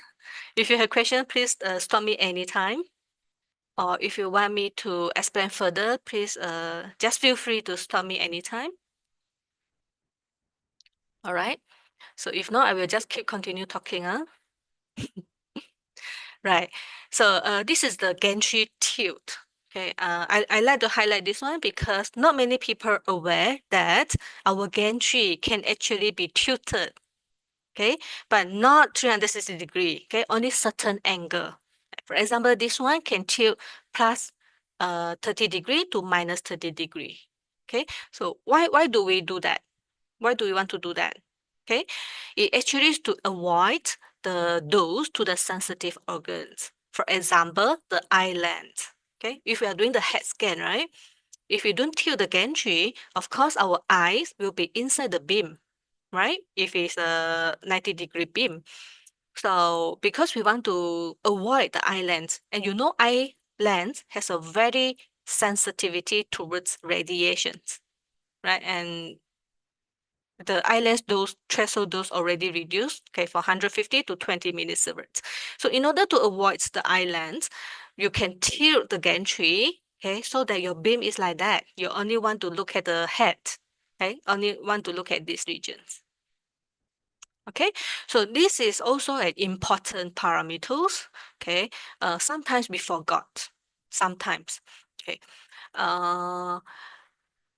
and in this week or next week, right? In the schedule in this summer course, I think one part of the QC test is about the gantry tilting. Okay, the measurement of the gantry tilt. This is important as well. Okay, so we shouldn't ignore it during the QC test. Okay, so this is a nice diagram to show us how's the evolution of CT scanner. So you can see last time only one row, okay, one slice in 1996. And then later on got 4 detector rows. This is 4 slice CT. Okay, and then this is 16 slice. Okay, and now, okay, we have 320 detector row. Okay, but because of the technology, 320 detector row, but they can do double the exposure each time. So 320 multiplied 2 times, you will get 640 slides. So this is where the argument is. So shall we call it 320 row detector, or shall we call it 640 slides CT scanner? Okay, if you call it 640 slides CT scanner, some people might confused, right? They might get misunderstood that, oh, it actually has 640 detector rows. That will be very long, okay? And then can do whole body scan already. So it's just a terminology, okay? It's a naming system because the technology goes very fast. Our textbook, okay, not catching up yet, okay? Because to produce a textbook is a tech times, right? So this new technology might not be already in your textbook, okay, but it's already in the market. This is an example of the Canon machines, the equivalent ones. So it has 320 detector rows, but each time, okay, they do 2 exposure. Okay, very fast 2 exposure. 2 exposure means 2 image. So actually, they complete one row, one rotation, they will get 640 slices. Okay, and also because of the lens, 16 centimeter, it can cover the whole heart image in just one heartbeat. So you don't have to worry about organ movement. Okay, for the brain, we can just do axial scan. It's like a volumetric scan. Okay, and ultra fast. Okay, ultra fast technology. So you can see that the CT technology is largely dependent on the detector development. Okay, and depending on how you configure the detectors, okay, how you improve your detector element size, and what type of detectors are you using, okay, that will determine what kind of CT scanner you have. Like multi-slide CT, most of the scanner are using the solid state detector, okay, which still have scintillator. Okay, this is similar, is the same to the indirect DR that we use in general X-ray. Okay, okay, this one is for the dual energy CT, right? So instead of just one array, detector array, they are double. So double layer. We can put double layer of the detectors. So with one same X-ray exposure, you actually pass through the first layer of detector, then second layer of detector. So you will have two image for each X-ray beam.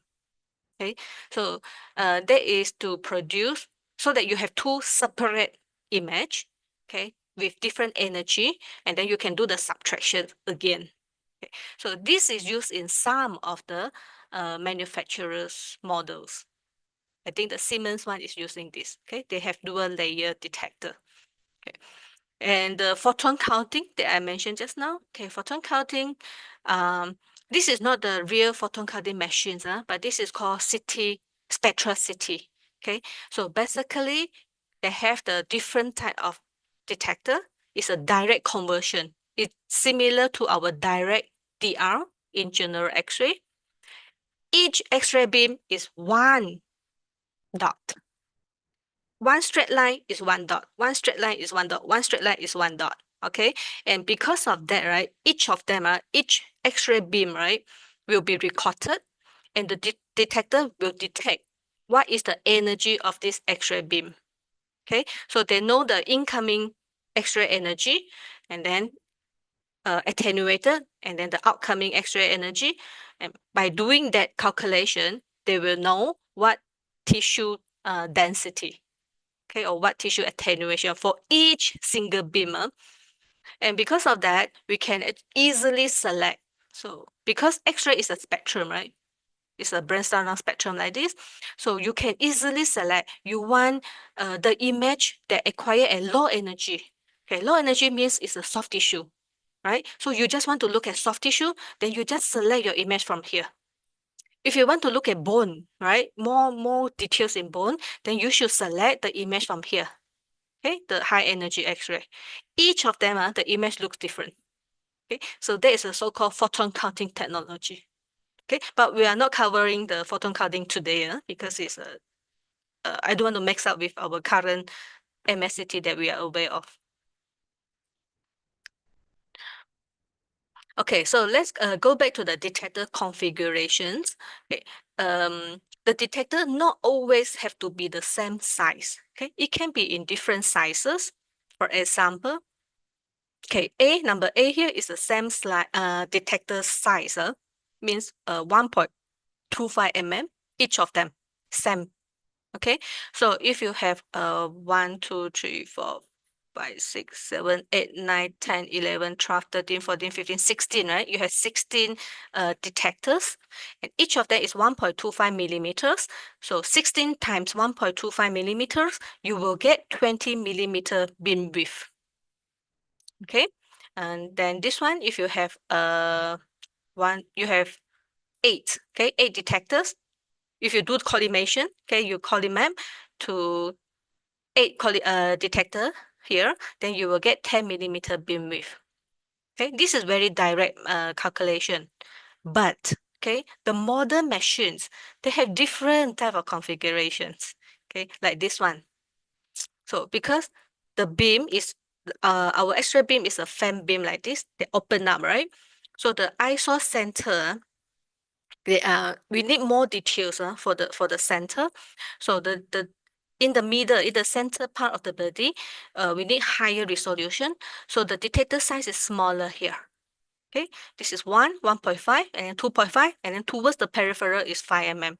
Okay, and that also go with the configuration of the X-ray beam because the X-ray beam open like that.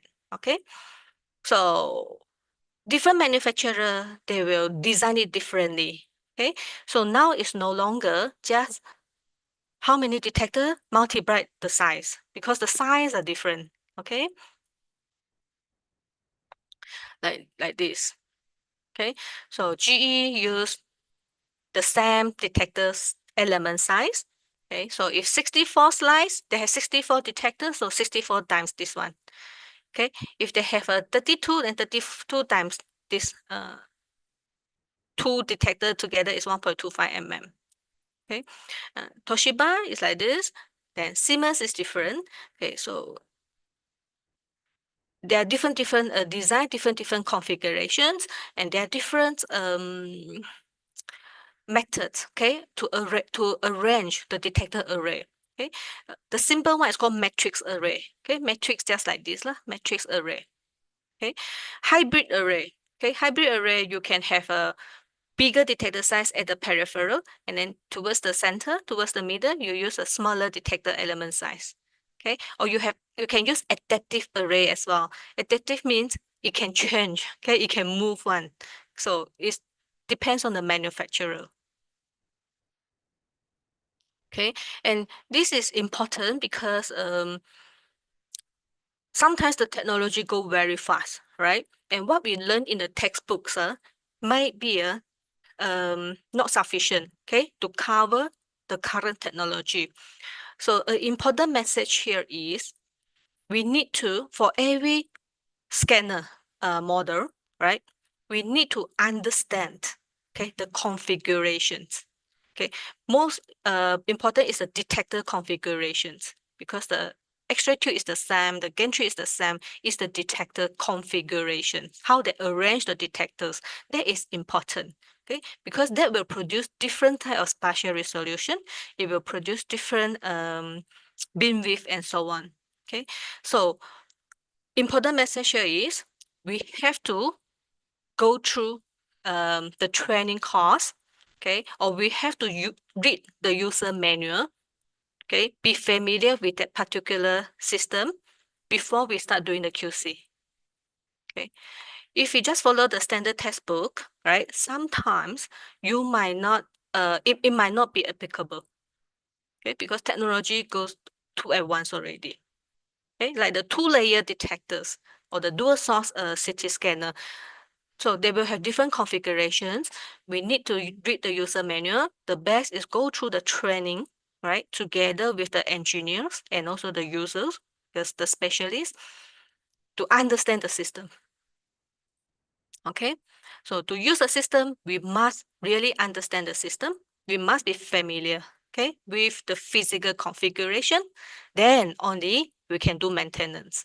Okay, only we can do QC. So this is important message. So if you're already trained by one manufacturer, one CT scanner model, not necessarily you can apply the same thing in others models. Okay. Right. So the detector size. So I keep saying detector size just now, right? So what does it mean, detector size? Okay, this is each detector element. Okay, this is detector element. So you can have multiple detector elements in one detector row. Then you can have multiple row. Okay, so detector size are the effective size at the ISO center. So we are measuring at the ISO center. We take the ISO center view. And they need to have a minimum number of detector elements. Okay, how many? Do you want to have 4, 8, 16, or you want to have how many, right, detector elements? There is a formula to it. Okay, the formula is this one, 2 FOV divided by your spatial resolution. So what kind of spatial resolution that you want to achieve? Okay, and what is your FOV, your field of view? There must be 2 times your FOV divide your spatial resolution that you want. For example, okay, FOV of 400 millimeters, okay, this is quite common. To achieve 1 millimeter spatial resolution, you need to have at least 800 detector elements. Okay, 800 detector elements here. Okay, so there's a formula to calculate it. But sometimes you can use some strategy, okay, to reduce the number of detectors by using quarter detector shift. Okay, quarter detector shift or dynamic focus spot. Okay, I'm not sure you heard about it. This is not new. Okay, this is not new. Quarter detector shift is this one. Is actually generally implemented in all the CT scanners. Okay, it's just without you knowing or not. So quarter detector shift means we shift the entire array by 1/4, by 1/4. Okay, 1/4 of your detector element size. Okay, let's say your detector element size is 1 millimeters. So you shifted it by 0.25 millimeters. So you are actually off center. You are not aligned to the center of rotations. Okay, why do we do that? Okay, because doing that, because the X-ray tube is rotating, right? And the table is moving. Okay, so the X-ray beam is not exactly, okay, hit on the center of the detector each time. Okay, so there will be some off center. So by considering this effect, we can actually align our X-ray beam better with the detector, okay, so that it will reduce the aliasing artifact. When we reduce aliasing artifact, your image resolution, your spatial resolution will automatically become better. Okay, just simple doing that only, just 1/4 of the shift. Okay, but this one already done by the manufacturer. Okay, when you receive your CT scanner, it's already like that. Okay, and most of the machine are already implemented this. Okay. Okay, some manufacturer, they will use so-called dynamic or flying focus spot. Okay, flying focus spot, meaning they will have our node X-ray tube. X-ray tube have 2 focus spots. Okay, 2 focus spots. So this focus spot will rapidly change when the gantry is rotating. So meaning each time, each angle, there will be 2 exposure, very fast. 2 exposure, 2 exposure, 2 exposure. Okay, this is how I mentioned just now, the 320 detector row can produce 640 slides. Because each time, actually 2 exposure, 2 exposure, 2 exposure, 2 exposure. Okay, this is called flying focus spot. Okay, huh? And we can also use this technology, okay, this method for dual energy CT. Okay, remember the dual energy CT just now? We need 2 different energy of X-ray, high energy, low energy, right? So if you have 2 focus spots, right? So one produce high energy X-ray, the other one produce low energy X-ray, and every exposure, after the high energy, you do the low energy. After the high energy, you do the low energy. So every time you will get 2 image. Then you can do the subtraction. That is so-called dual energy CT. Okay.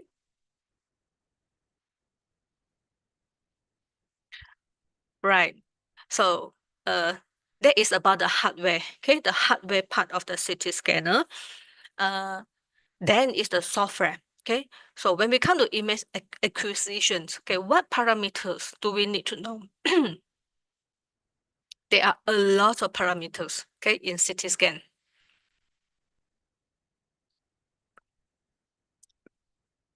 Okay, so before that, we need to understand the configuration, the beam configuration. So this is so-called the beam configuration. This is the X-ray tube. So when the X-ray comes out, there must be collimator.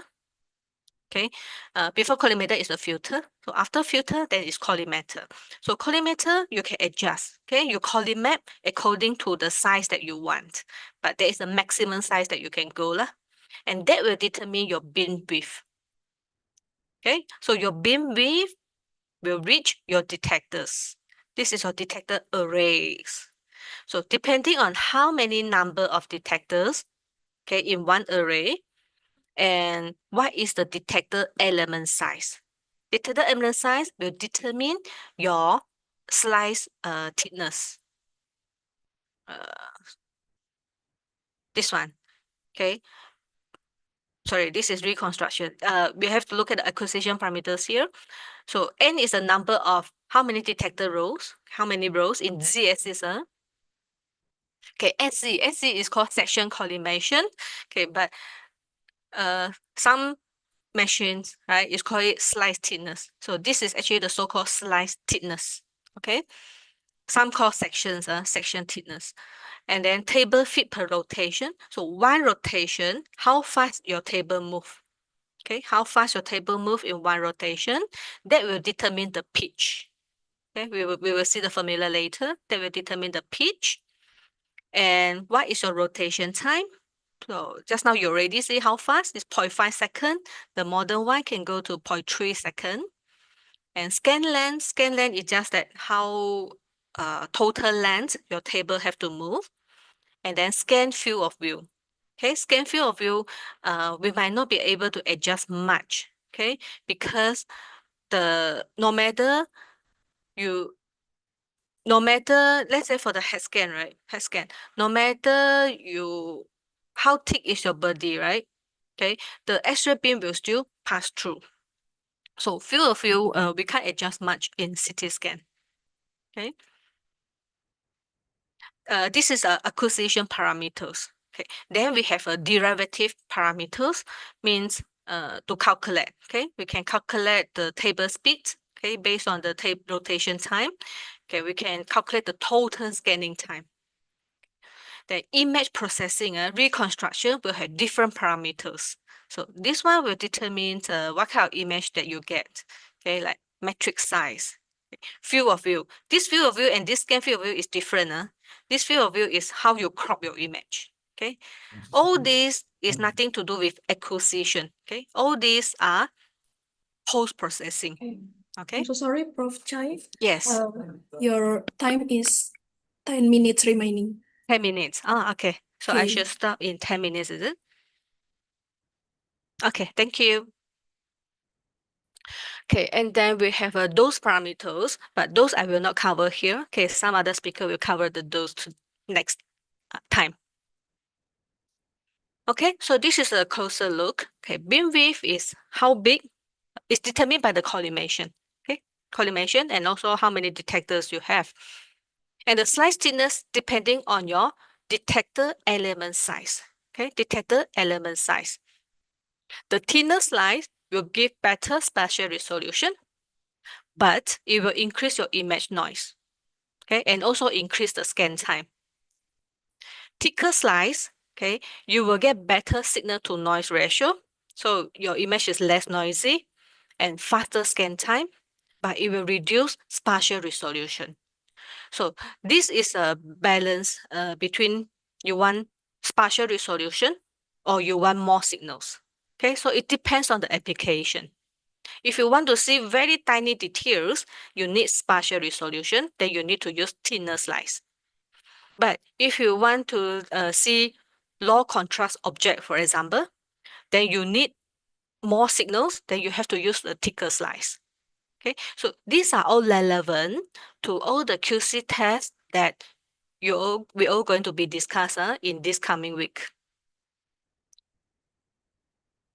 So again, different manufacturer, different configuration. So we really need to understand what kind of machine we have, what is the detector configuration before we can go further to image quality.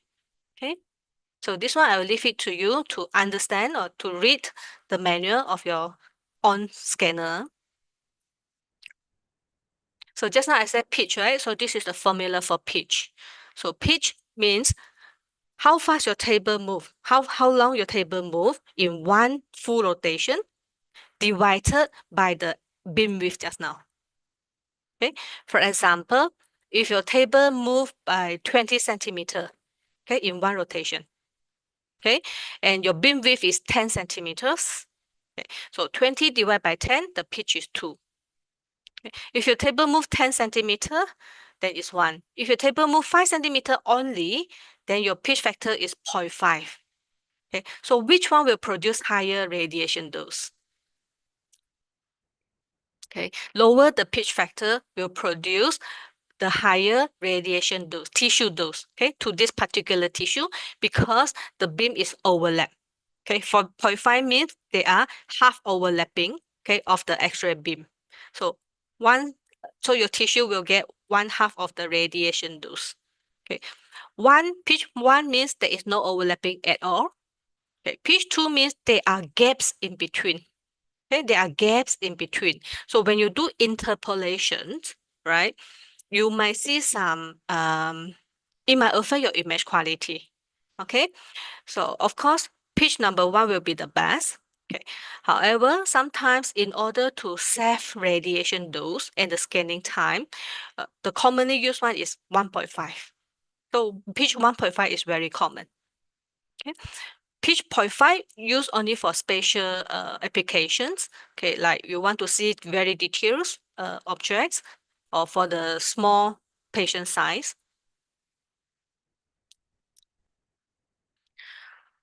Okay, so before we do the 3D scan, right, usually we will do a 2D scan first. That 2D is just a scout scan. We call it scout scan. Okay, it just want to see the positioning, okay, positioning of the body, and also to define, okay, the scan length. Okay, so prior to the 3D scan, there is a 2D scan. We call it as scan projection radiograph. This is the proper name, scan projection radiograph, SPR.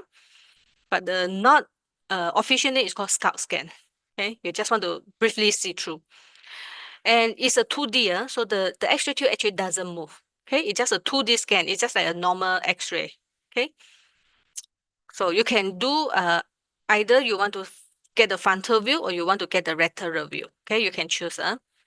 Of course, the dose is very low, the image quality is very low, but the purpose is just to identify, okay, the positioning and also to define the scan length.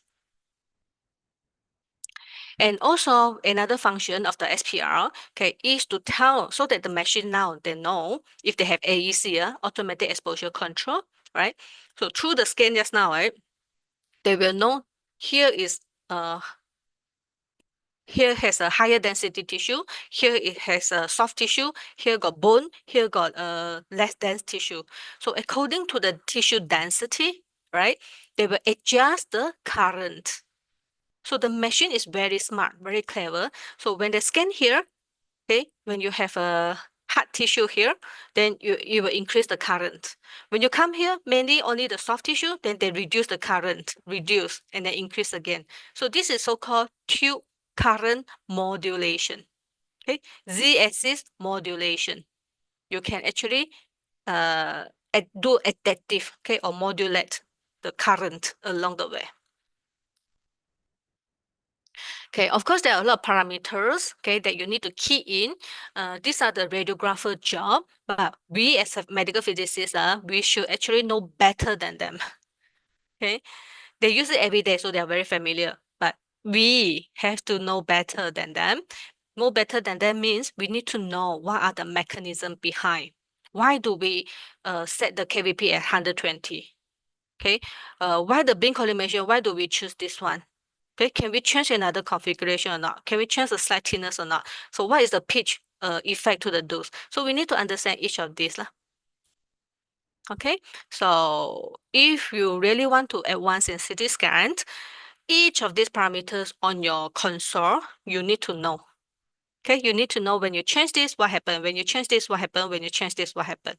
Okay, and it also applies to our QC test. Okay, this is the summary. It's the same like just now that I show you. So it will give you at the explanation. Okay, you can read it after this. Okay, there are some, oh, sorry.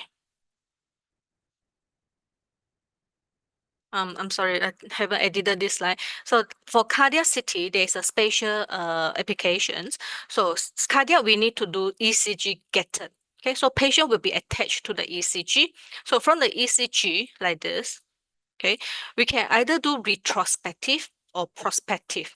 Okay, retrospective means the patient get the ECG, right? So we get the ECG signals. Okay, and we want to avoid the cardiac phase where the heart is moving.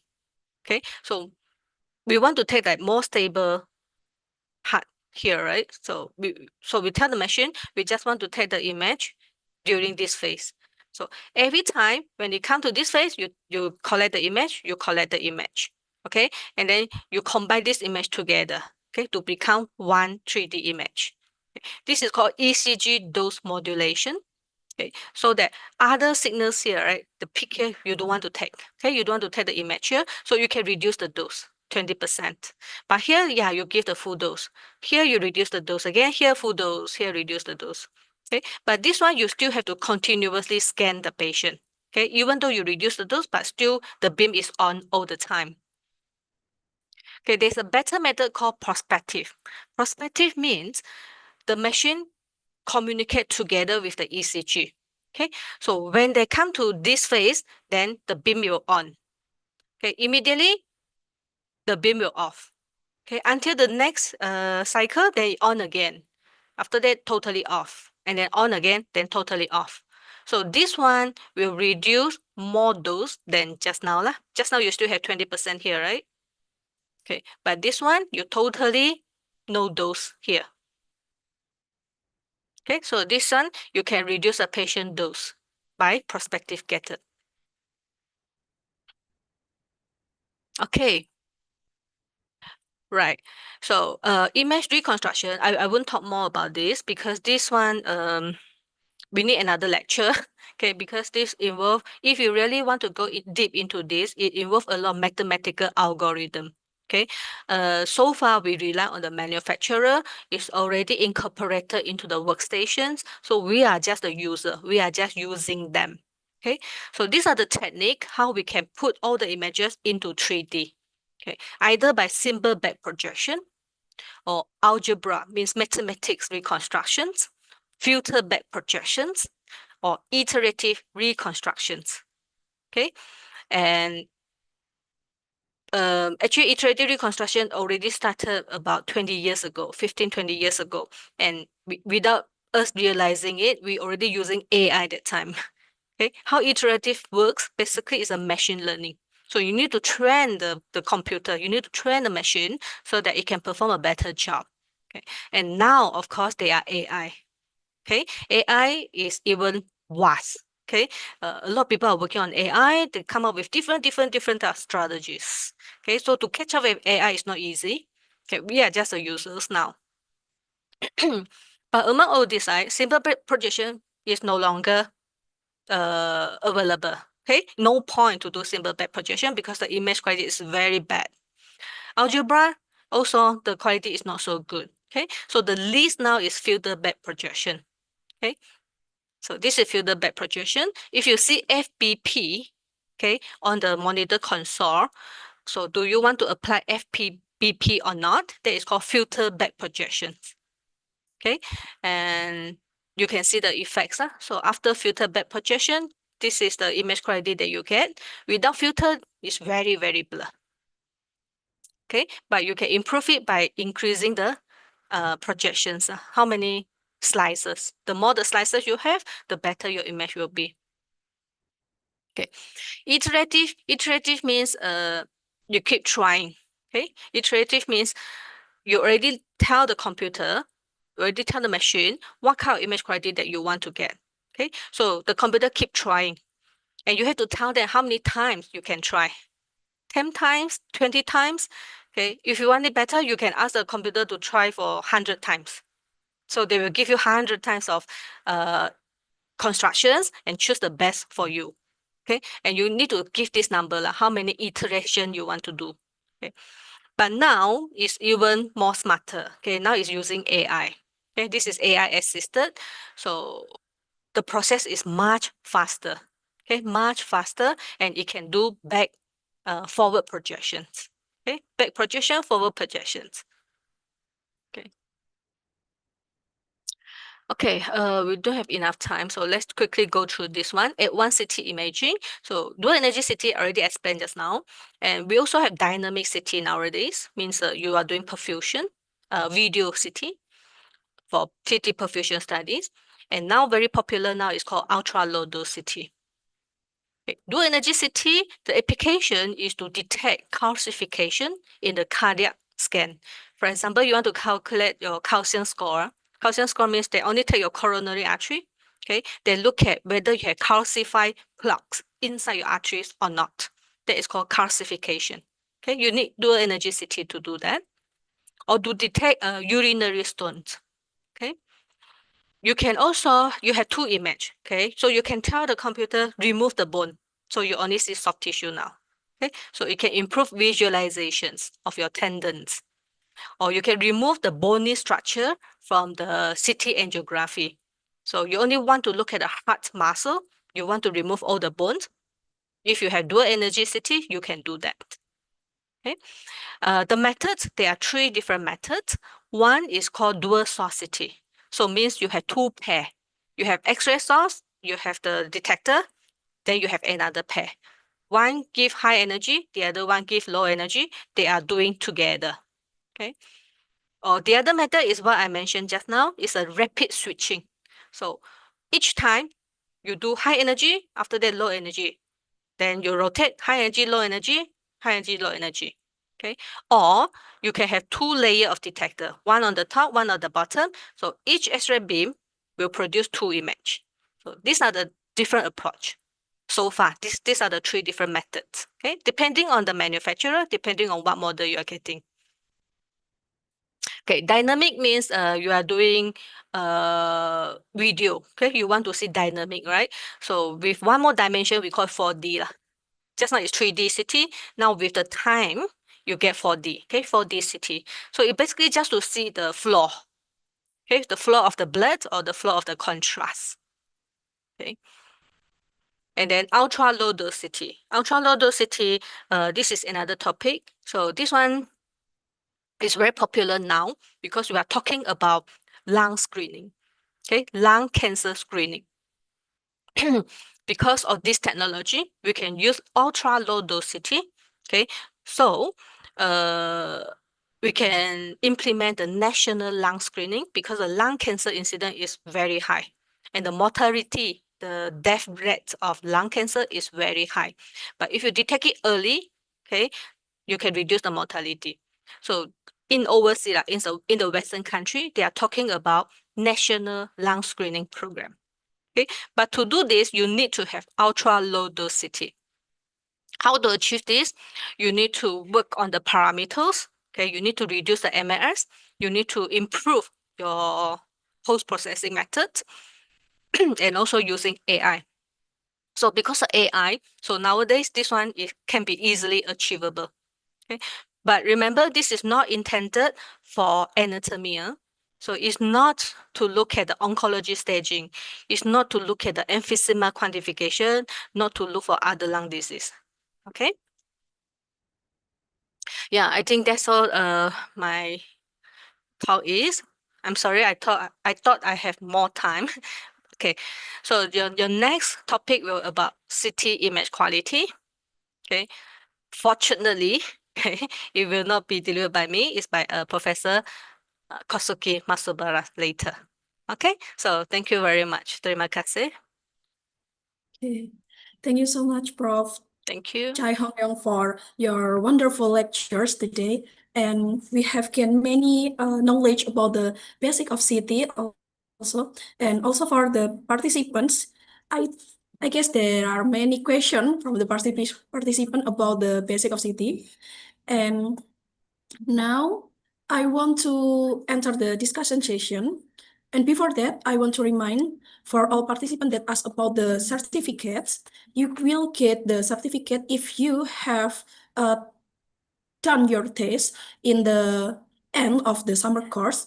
And if you have reached the score 60 or above, you will get the certificate. And for the presentation, you will be informed in the end of the summer course. So we will enter the discussion session. Prof. Chai, permit me to read some questions from the chat Zoom.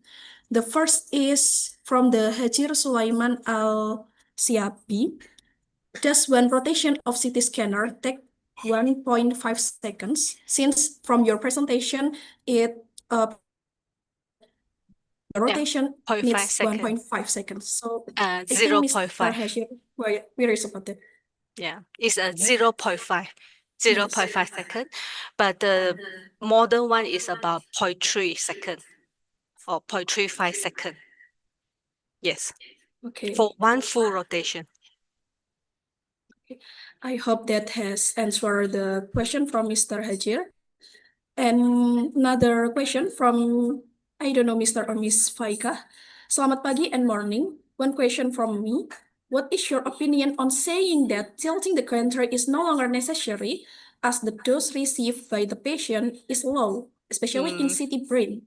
What is your answer, Miss Chai?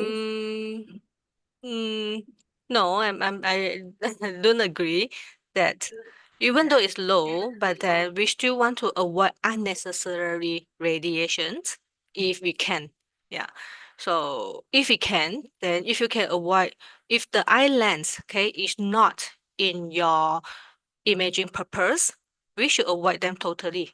And just by doing the tilting alone, you can do that, then why not? Yeah. So the answer is the tilting the country is still necessary, yes, Professor. Necessary. Yeah, I think it still has its benefit. It's still beneficial. Yeah. So, but you need to work it with the team. The radiographer need to know how to position the patient, how to do the tilting, right? And then have the training with the product specialist. Okay. It's still, I think it's still beneficial and it's still it will be good to include. Dia macam berjaya ke tidak macam tu. Thank you, Prof. Chai, from the answer. And another question from Mr. Suratsa. Gantry. Soalan What is boleh lah double macam Z gantry tu sampling? sebab ada opinion yang kata sebab kita dah low dose dah sekarang untuk CT brain. So perlu lagi ke gantry. Tapi Prof ni cakap dia still What is percaya. double Z sampling? Which vendor has its features? Okay, please. What is Prof. Chai to double answer this Z question. sampling? Which vendor has its features? Okay. Double Z sampling. Double Z sampling. Okay, I think this means the same thing just now, the fast switching. So every time after we done the one exposure, immediately we switch to the next focus spot. So you are not bombard the same focus spot all the time. You bombard the other focus spot. So each time you will get 2 image. So actually that will increase your sampling rate. You got more images. Yeah, more images. Which vendor has this feature? As far as I know, is Canon and also Siemens have this fast switching method. Okay, I hope that will answer the question from Mr. Suraj. Okay, I'll also remind for all participants, if you have any question, please raise your hand if you want to ask directly to Prof. Chai. Now we will move to another question from Mr. Muhammad Yasin. Please explain slice thickness, Prof. Slice thickness. Yes. Please explain slice I think thickness. it have been explained beforehand, but you can give any additional comment about the slice thickness maybe. Okay, slice thickness. I think the confusion there is, okay, one is physical slice thickness. The other one is called reconstructed slice thickness.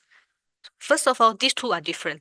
Okay, if we are just talking about acquisitions, not post-processing yet, acquisitions, you need to define what is the slice thickness that you want to achieve. So that will be determined by how the size, the thickness of your detector element. If you have a smaller detector element size, you can achieve a smaller slice thickness, so you can achieve a better spatial resolution. Yeah. But because smaller slice thickness, right, higher spatial resolution, it might take longer time, right, to acquire. Sometimes you do need that high spatial resolution. Okay, you can reduce the spatial resolution a little bit, then you can combine a few detector elements, okay, become one slice. So 4 detector become 1 slice. Then what is the thickness? That is called slice thickness. Okay, whereas reconstructed slice thickness is post-processing. That one nothing to do with your machine anymore. Is you already done. You already done the acquisition. Now you are doing post-processing. So post-processing, you can reconstruct to any slice thickness that you want. But of course, the minimum slice thickness is there. Minimum is what you acquire already.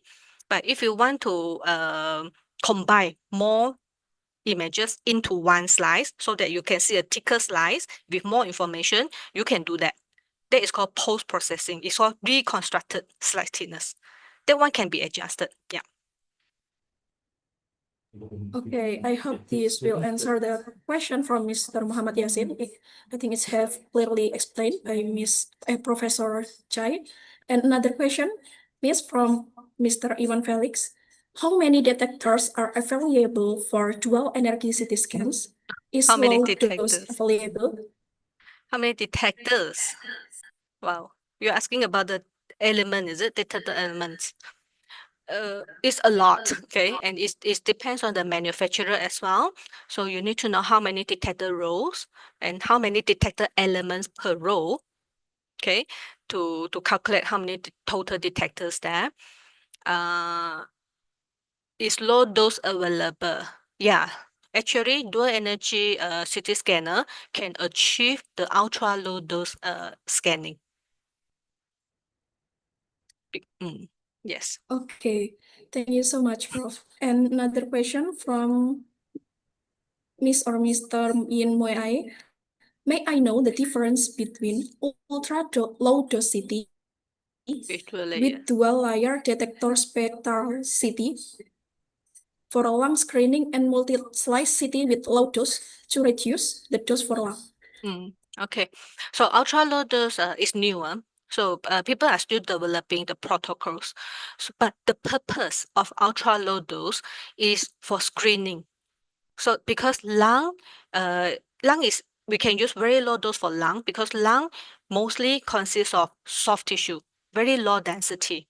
Okay, so using a very low dose CT, it is possible to be able to detect if there is any nodules.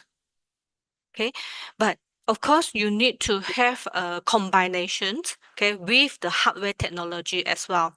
Okay, why they say the dual layer detector spectral CT can achieve low dose, right? The dual layer detector spectra, okay, because they have a 2 detector layer. I'm not sure you still remember in the picture just now, one on top, one at the bottom, right? So each time, each X-ray beam, you can get 2 images. Then you can do the subtractions. So you can minus out all the soft tissue. So whatever left over, okay, is an abnormal tissue. Okay, and by combining with these functions, right? Okay, so using very low dose X-ray, very low dose CT, okay, with this subtraction method, the software method, okay, it is easily, okay, or more sensitive, okay, to detect if there are any small nodules. But again, this is just to detect, it's not to quantify or it's not to characterize. It's just to detect the nodule. If you want to do further investigation about the nodule, then you still have to do the proper CT lung. Okay, I hope that answered the question. Yes, I hope that's so. Okay, another question is from Mr. or Miss Susana. Morning, Prof. Can I know your opinion about advantage of the photon counting technology compared to MSCT? Yeah, I have to be honest. I never used a photon counting machine before, but I saw the presentation. Okay, I have seen the presentation and I see the demo in Vienna a few years ago. It looks amazing. It totally looks amazing. And all the images that they show, okay, it just looks like poster, looks like artificial image. Okay, it's very, very clear image and with different color. Okay, so, but of course, the clinical benefits definitely is good. clinical benefits. Okay, you can do quantification much easier. Okay, and you can also display it better with different coloring. Like bone, you can use a orange color. Soft tissue, you can use a green color. You will have different color on your image, and that color actually telling you your density map in your body. So very good for visualization, very good for quantification. The quantification part is true because it's an actual measurement. Okay, it's not just qualitative, it's quantitative. So advantages definitely is amazing. The only limitation nowadays is the cost. It's super expensive. It's very expensive. And the software, okay, is still under development. Okay, hardware is there, but the software. So you need to have more application software. So that is the current development. Yeah, of course, everything will start from this lah, right? In the future, you will see everybody is using spectroscopy or photon counting already. Now we are going into it. Yeah. Okay, we are still processing into it. Yes, Prof. Okay, another question from Miss Nila Prastia Aryani. I'm curious, how does the mechanism of photon counting CT, it's still photon counting CT, Prof, so it enable to produce distinct image, such as isolating both from surrounding tissues, as you explained in your presentation? Yeah. Thank you for the questions. Yeah, I expected this question because it's new technology. Everybody wants to know, and I myself also still learning. Because I never used the machine, so it's difficult for me to do more research on it. But from what I read is because of the detector. So now the detector is very tiny. Okay, it's small, and each detector will quantify for each X-ray beam. So one X-ray beam comes out is one dot, one signal on your image. Okay, and each of them can be quantified. Okay, because you will know when the X-ray comes in, right? Comes out from the X-ray tube, what is the energy? When they go through the body, comes out, what is the energy? So by doing this calculation for each X-ray beamer, right, you can measure directly the tissue density. This is called measurement. In the past, we use like CT number, we use calculation and whatever. Those are calculation. It's based on formula. This one is based on actual measurement. So it's a totally it's an absolute measurement of your body tissue density. Okay, and the good thing is each of them can be processed separately. Each of the photon counting detector, the image can be processed separately. Okay, so you can easily choose what kind of image you want. You want soft tissue only, then you just select, okay, the low energy image, combine them together, you get excellent soft tissue image. Okay, and then after you finish soft tissue for this patient, you want to look at the bone, and then you know the soft tissue, you take all the bone tissue image, combine them, then look at the image. One patient can have so many different windows, okay, without doing extra acquisition. So that is the amazing part of photon counting CT. It's very wonderful tools that we will going into it, Prof. Chai. Yep. And there is another question from YouTube, since we also live streaming this in YouTube. According to my understanding, DECT use two or more organs that have different attenuation properties. My question is, can we mimic the result of DECT with repeated scan by different kilovolt? Thank you. Okay, I understand the question. Meaning that you do one scan with, let's say, 140 kVp, finish, then you do another scan with 70 kVp. Is that what you mean? Sorry, to the whoever the participant. We still waiting for the response from the participant also. Okay, so if there is a question, yes, very good idea. Theoretically, you can do that, theoretically. Okay, but how good you can do that? Can you align pixel to pixel? And now we're not talking about pixel, we're talking about voxels, XYZ. Can you align voxel to voxel and do the subtraction accurately or not? Yeah, that is another question. Because when you scan 2 times, right, there will be motion, no matter what. Okay, even though it's small, but there will be motion. Once the image is not aligned, you will see the artifact. Yeah. So we need hardware and software together. I hope that will answer the question from Miss Sabila. And we will move to last question, I guess, from the chat Zoom is, can we reconstruct an image thickness smaller than the physical thickness, smaller than the detector element size? Thanks for the explanation. The question from Mr. Muhammad Yasin. Yeah. Thank you for the question. Direct answer is no. You cannot reconstruct smaller than the detector element size. This is what we learn from textbook. However, I reserve my answer because in the future we do know. With AI and everything, we really maybe it can be achieved in the future, but now no. If you are talking about physics, no, it cannot go smaller than your detector element size. Yeah. Okay, thank you so much, Prof. Chai, from the answer. And I think it is the last question from this session. I will from the participant that have joining us offline. Do you have any question from Miss Professor Chai Hong-yeong? Okay, you can also raise your hand to ask directly to Professor.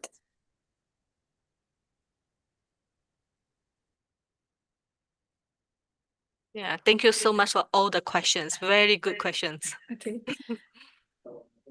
Okay, maybe if there is no, I think it's very clear that you have explained before, Mr. Chai, and also a wonderful presentation about the basic about the city. And maybe do you have a closing statement for this session to all of participants today?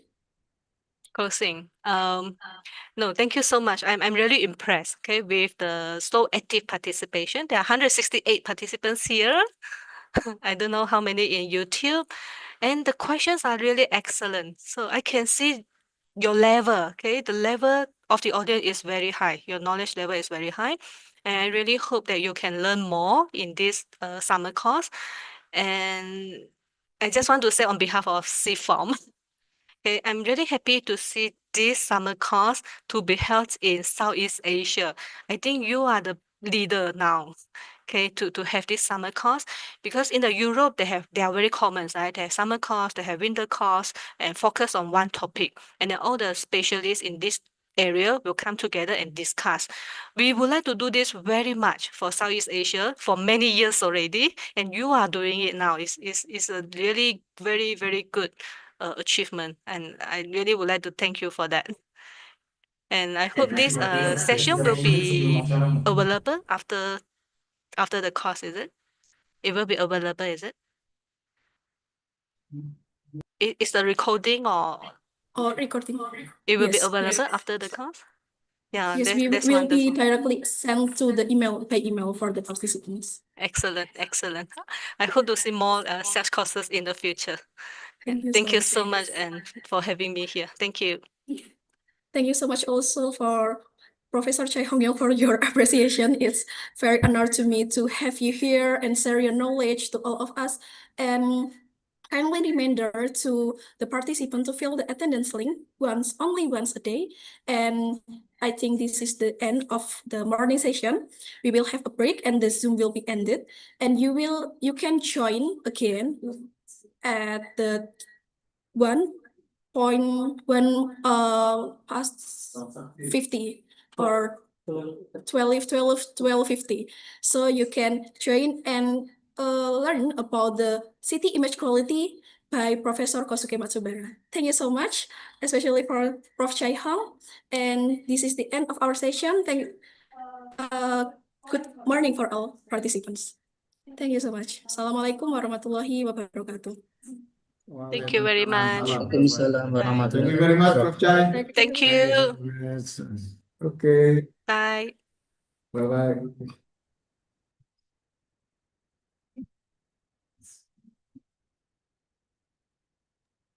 And for the audience, see you again this afternoon.